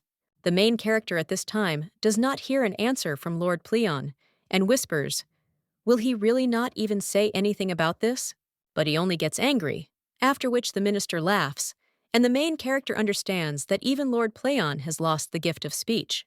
A little while later, the guy looks at the book and wonders if this is the item that brought the lady to him. The girl replies that she would like to know its exact contents and wonders if he will be able to restore this book. The guy says that it is a diary and it will be quite difficult to restore it completely because some pages have completely rotted. The main game tells me that this is how it is, and then, okay, but still asks to look. Maybe he will be able to do something. The blonde says that the lady does not need to beg him because he wants to be useful to her now and in the future. After all, in the future, the more he helps the lady, the more credit of trust he will have, and in the end, this can increase the chance of winning her heart.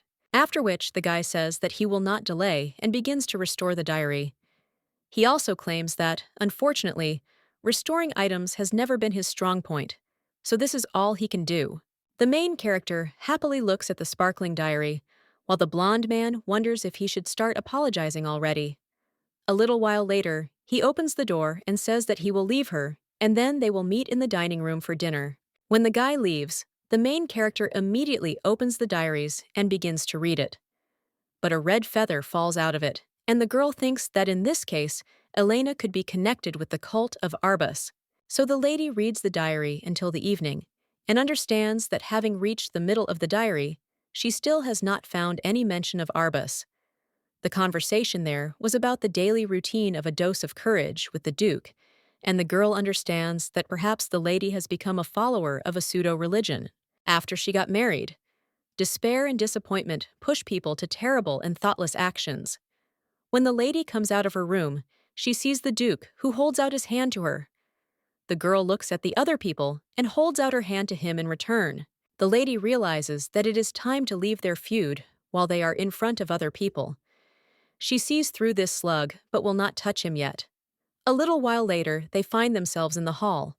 But at that moment, someone claims that he does not see the host of his dinner at the head of the table. And where did he go? But at the same moment, the guy says that he is glad to welcome the Duke and Duchess again.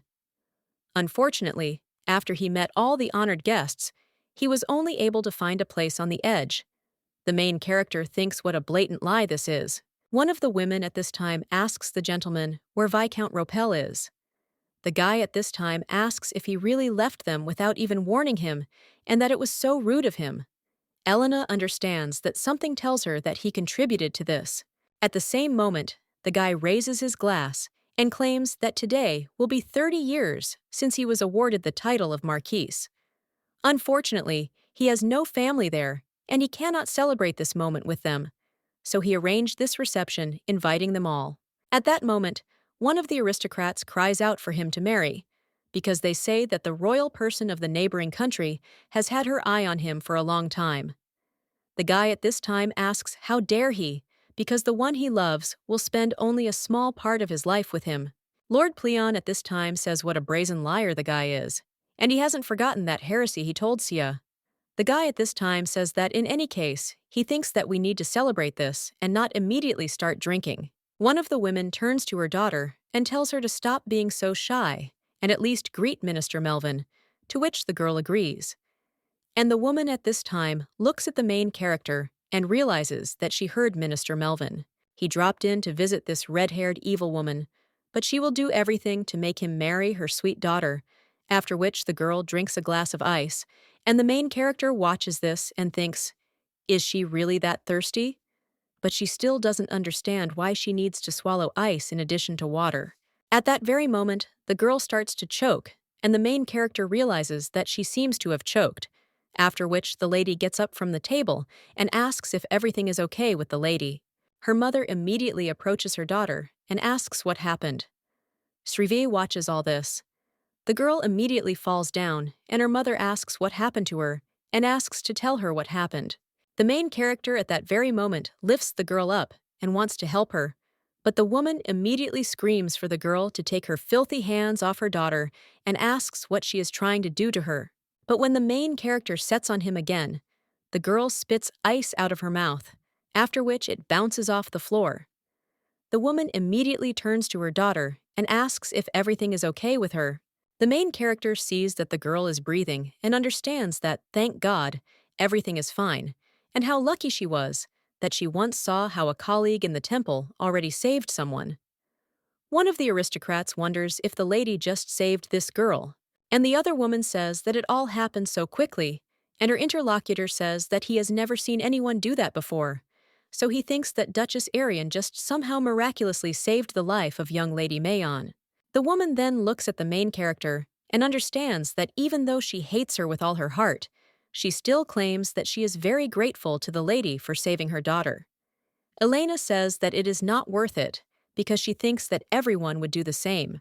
The girl realizes that it is rather strange to hear words of gratitude from the one who despises her. At the same moment, someone tells the lady that it was impressive and asks to tell where she studied. The main character at this time pays attention to how Melvin leaves, after which the girl asks her to forgive her because she's leaving for a second, and the lady thinks, what kind of expression did he just have? But at that very moment, the Duke grabs the lady by the hand and asks her to wait because they need to talk. Elena just pushes him away and claims that she has nothing to say to him. The Duke immediately cries out that this concerns their divorce, and the main character turns around and also asks if he has finally made a decision, to which the guy replies that this is not entirely true. But he asks if it is possible that she will reconsider her decision if he promises to try to make up for all the unrequited love that she felt for him. The main character replies that, frankly speaking, she still can't understand why he is so zealously trying to keep her. The girl understands that on the pages of Elena's diary, which Melvin restored, there were so many words expressing her love for the Duke. One day, the lady dropped a handkerchief, and the guy brought it to her and claimed that he thought she dropped it by accident. And the embroidery on this handkerchief looks quite beautiful. The lady first met him in the royal palace, and he complimented her ordinary needlework. Then the Duke responded to her invitation, and the girl thought maybe he just liked her. After that, he gave her flowers, and the lady thought that he did this to everyone, but he didn't respond, only she received the bouquet, and she was very pleased. Elena thought that maybe she should try to talk to him tomorrow, and if only she could get a little closer to him. And then the girl had to lie, but everything she felt was sincere, and now the main character is wondering if she looks like a human, who has at least some feelings. Or is this the case when he needs not Elena, but the capable Duchess Irian, who turns out to be very convenient and useful? The Duke at the same moment screams to Elena, but then he looks away and claims that he is just trying. However, then the main character turns around and goes further. The girl understands that he is not trying to stop her, so she thinks that his feelings are not strong enough. A little while later, the girl is in the garden looking for Melvin. The lady understands that no one can escape his prophetic power, but this elf is nowhere to be found, so the girl wonders where he is hiding. At this time, the guy comes out from behind the tree and asks why the lady has such a sweet voice again, because it hurts his soul. The main character at this time asks why the guy has become so gloomy, and he says that he shouldn't talk like that, because he is not a child anymore. Her hand like this, and he also has the ability to lock the lady up and keep her away from prying eyes. At this time, the main character puts her hand on his cheek and claims that everything is fine, but the guy asks what she is talking about, and suddenly he was going to hurt her, after which the main character says that it's good. It's just that she decided not to reproach him for anything. Melvin then sighs and leans against a tree. The main character wonders why he tried to slip away from her, and the guy replies that he was terribly ashamed of his own feelings. The lady is quite used to being the center of attention, but he really didn't want to see her next to so many people. Then the girl says that he should have saved Lady Mayon himself. However, the guy replies that the more aristocrats the lady likes, the easier it will be for her to give her a divorce, and if he were in her place, he would get rid of the Duke with great pleasure. Well, he thinks that he should be above all this human nonsense. That's why he decided to take a more gentle path, and most importantly, all this is done so that people perceive him not as who he was before, but as who he has become. After all, now he is a man who has every right to be near her, and he will try to make sure that the lady's thoughts are only about him. He will help her with everything she may need his support. The main character is embarrassed by such words. A short time later, the maid cries out to her mistress that an official from the royal court has just arrived. It seems he knows about Lady Silian's involvement in the arson case, but the main character asks what's wrong with Togo, to which the maid replies that it seems that what happened at the festival attracted the attention of the ruling family. Elena understands that most likely it was Melvin who tried, and apparently this is what he meant by a gentle method. The Duke at this time screams for these people to be thrown out of the estate. The butler turns to the gentleman with concern, but the man replies that no one dares to search his house without good reason, after which he turns around completely, but then sees the main character in the window and looks away. Elena understands that most likely he still cannot choose whose side to take, and the Duke has the opportunity to get rid of all the hives. If this happens, the conditions she set for him will lose their power, and the main character understands that apparently one arson is not enough to stop the Duke, so she needs to find more leverage on him. The girl also asks the maid to leave her alone and agrees to something. The girl picks up the diary and realizes that Lady Silian despised Elena, so she doesn't think that the arson was one attempt to get rid of an unwanted relative. The girl also sees on one page that Elena woke up after lying unconscious for 3 days, and all thanks to Jane, who managed to find the right antidote, and the main character understands that this is bingo, because this time she will not allow the Duke to escape responsibility. A few days later, the main character confidently goes to the Duke and the guy turns to the lady in surprise and asks why she is barging in like that. But the girl at that very moment throws papers at him and claims that she doesn't care because she thinks that it will be easier to make a decision. When the guy picks up one of the papers, he is surprised. After all, it says that the maid bought a bottle of poison, as Lady Silian ordered, and gave it to the cook. The main character understands that Fael helped collect all the necessary evidence. She was sure that the fire was far from the first attempt on Elena's life, but she didn't even suspect that there were not 3 but 9 similar attempts. And that's not counting the numerous cases when Lady Silian tried to get rid of Elena with someone else's hands, and no one even thought to interfere. And Lady Silian calmly walked around the house. Although Elena demanded an official investigation to establish the identity of the culprit, when she turned to the Duke, he only asked, did she really dare to bother him with such a worthless business? The Duke simply fired the cook, and that was the end of it. So now the main character is telling him to admit that preserving her life was almost his most insignificant concern among all the others. The Duke at that very moment cries out to Elena, and the girl says that perhaps she lacks mercy, but she thinks clearly enough and let him simply sign the papers, after which she can promise that she will turn a blind eye to all these attempts. The girl understands that if he himself is not capable of making decisions, then he has to obey someone's orders. He simply cannot shirk responsibility forever. A little while later, the main character leaves the room, and Fael immediately asks how everything went. But Elena suggests finding a quieter place and discussing everything there. A little while later, they sit down at a table in the garden, and Fael happily says that he really did sign the papers, and that's very good. The main character is thinking about something at this time. She remembers how the Duke said that it was fine, and he would back down, but still insisted that they save the marriage. The lady understands that his words did not coincide with his actions at all. Her interlocutor asks at this time, has she already found a place where she can stay after the divorce? Because he would be happy if they rented a good estate on the outskirts of the capital. Well, the girl replies that no, and everything is fine, because Elena has her own mansion. The girl also says that she refuses not because she doesn't like him, but the guy says that everything is fine and asks when she plans to leave. Elena replies that she won't go. There's no point in wasting time, so tomorrow she won't be there. And she also thinks that today she will look at Arian's house for the last time. That same evening, the maid quickly collects all of the mistress's things and says that she will need all of this, but she also needs a spare dress. The girl looks at her reflection and understands that most likely Elena did not want to get divorced, even despite everything that happened. But even though her will is important to her, she is not her, and it is difficult for her to live the same life. The lady realizes that she will continue to act as Sia when she leaves the Duke's house. After which the main character rises from her seat and apologizes to the maid for making her work at such a time, and also asks if she can help her. The maid is a little surprised by this, and says that it is not at all, after which she wonders if the lady will take her with her. She also asked to be allowed to work in her new house, and hoped that the lady was not looking for a replacement for her, and simply wanted to continue looking after her.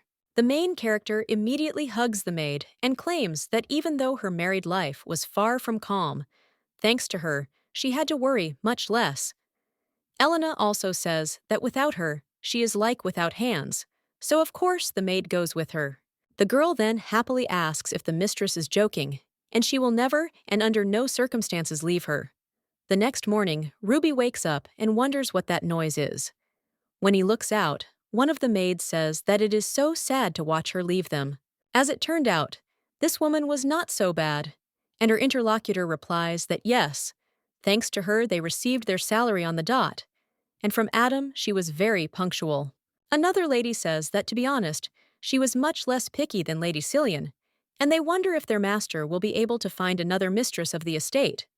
Whoever it is, she will have to try very hard to match the level of the previous mistress. The boy immediately screams out what they are saying, after which he immediately runs after one of the maids and screams for her to wait, and also explain what they just talked about.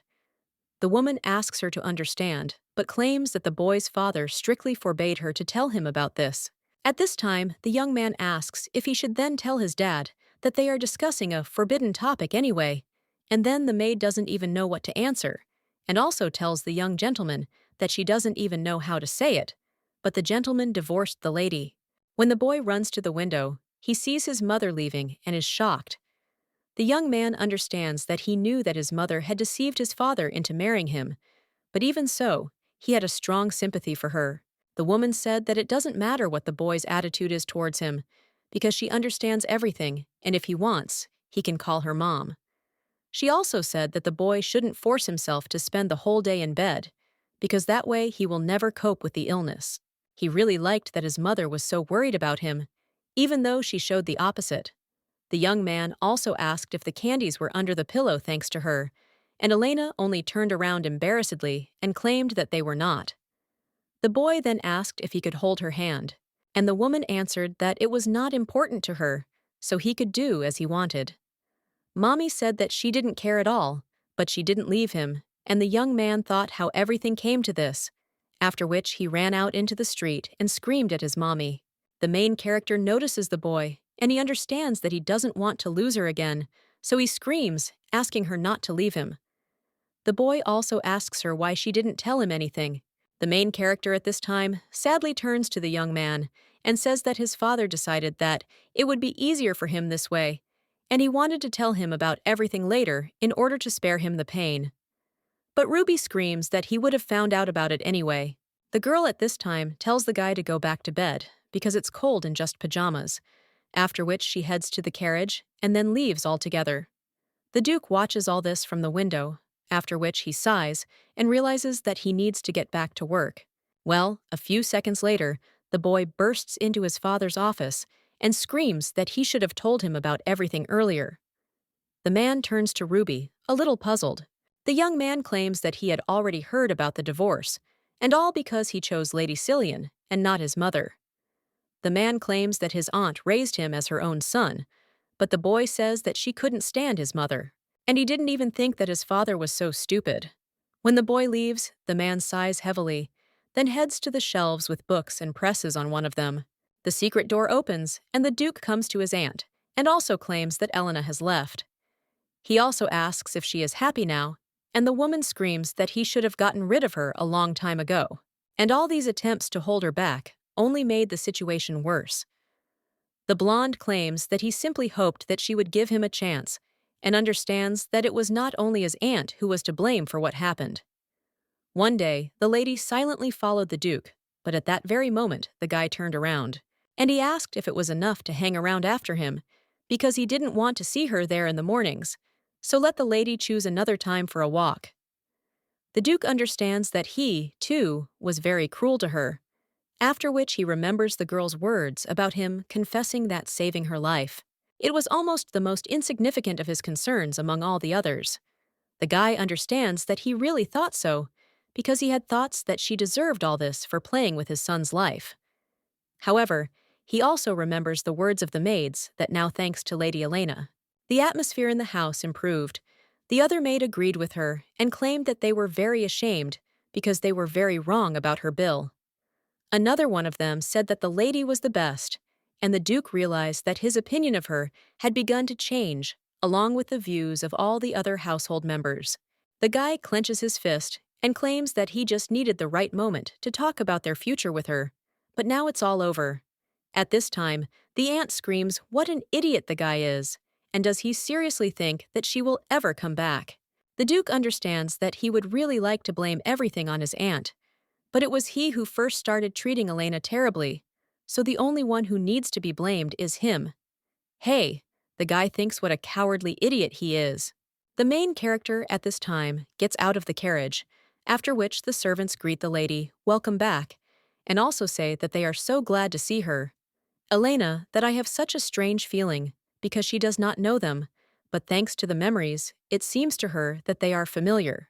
The maid at this time says that the lady is probably exhausted by the journey home, so they prepared a bath, and the cook claims that most likely the lady is also exhausted from hunger, so let her just say what to cook for her, and he will do everything. At that moment, these two exchange glances. The man immediately screams why the lady would take a bath before dinner, and the woman asks how she can even mention food when she is so tired. The main character at this time claims that she likes both proposals, but suggests having dinner first. After all, she got hungry on the way there. The services are surprised by this and claim that her speech has changed and her face looks completely different. The main character then looks at them a little puzzled and understands that she needs to be careful because Elena spent a lot of time with these people, and they were more attentive to her than the Duke's servants. At this time, one of the maids turns to the mistress and asks if it is possible. The main character, looking at her look, thinks whether the woman has really guessed. But at that very moment, the lady sees tears in her eyes, and the woman is only interested in whether the difficulties of her married life have changed her so much. At this time, the cook with tears in his eyes says how thin the lady has become, after which he asks to give a second because he will pay a pleasant visit to this duke. They are all made of blood and flesh, and even the emperor cannot resist his well-sharpened knife. The main character at the same moment tries to stop him and claims that now everything is fine. Therefore, it is not worth resorting to such actions, and the man says that if she insists, then fine. Then he even asks for forgiveness, but wonders who the man is that accompanies her. The guy replies that his name is Fael Rodrigo, and he is a wandering knight, and he is also lucky that he was able to be useful to Lady Elena. The maid at the same time wonders if he is the same Sir Rodrigo, who is a famous swordmaster. And the cook says that the lady is good, but the main character claims that they have got it all wrong. The maid at this time suggests first to tidy up the lady, and then everything else, and today they certainly do not intend to sit idly by. A little while later, the main character sits at a luxurious table and smiles along with the others. The next day, Fael left the mansion, and although the divorce papers were filed, they were still not approved by the emperor, so Fael did not want various gossips to spread. Even though he wanted to stay most of all, they would meet soon anyway, and people understand that he helped her smooth out all the rough edges that could prevent a divorce, so she is very grateful to him. When the lady goes down the corridor, one of the maids immediately turns to the lady. She also claims that the lady does not even imagine, but the Duke arrived there. The girl then asks in shock what she is talking about. Sometime later, the main character asks what is going on there, and the Duke claims that Ruby did not stop asking about what happened. His temperature started to rise, but he refused to see a doctor, and the man asks if she could help. The main character sees the boy in a terrible state and then lays him down on the bed.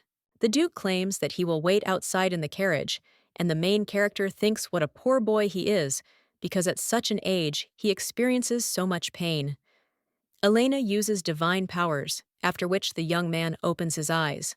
He also asks if it is his mother, and the main character wonders if he has woken up. The boy at this time turns to his mother and asks if she can return to them because he promises that he will become the best son in the world and asks her to hate him. He also begs to be his mother, and the main character asks how she can hate him, and as long as he calls her his mother, he will always be her own son. Well, the young man screams that after the divorce, they will no longer consider her his mother. However, the main character says that his biological mother is still his mother, even though, unfortunately, she did not become hers. To which the young man agrees, and the girl says that the same will happen to them. Every time he misses her, let him come to visit without any hesitation, and the girl asks if they agreed on what the young man agrees to. A little while later, the butler turns to the gentleman and claims that his son is returning. The boy at this time runs up to his father, and he says that the guy is quite fast, and he also hopes that he was not in a hurry. The blonde also says that the young man looks much better and wonders if something happened in such a short time. The boy asks if this is true and claims that he thinks he feels much calmer now because his mommy is still his mommy. Then he tells his dad that they should go back, and the man says that it is true. Lord Pleon at this time says that even little Ruby, he managed to change in order to accept reality, but he still doesn't understand why it is so. The girl replies that it doesn't matter because she has no feelings left.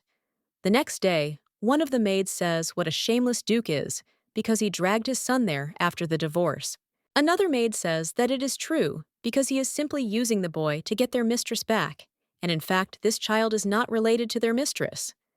The woman also says that she is leading to the fact that their mistress is still single. Well, another maid says that their marriage was official. The woman at this time says that the union is already dissolved, so she is sure that the lady is still as beautiful and lonely. Another maid says that she thinks the title of lady sounds a bit simple and unimpressive, to which her interlocutor replies that indeed, and she will soon inherit her father's warmth, so one of the maids asks how they should address her then. The main character understands that finally, after a long and pointless discussion, they have decided, and when the lady approaches the maids, then they address her as the hostess and wish her good morning and also ask how she feels. Elena understands that she is sincerely grateful to them for their warmth and good wishes. 5 days later, the lady received a letter from the royal palace.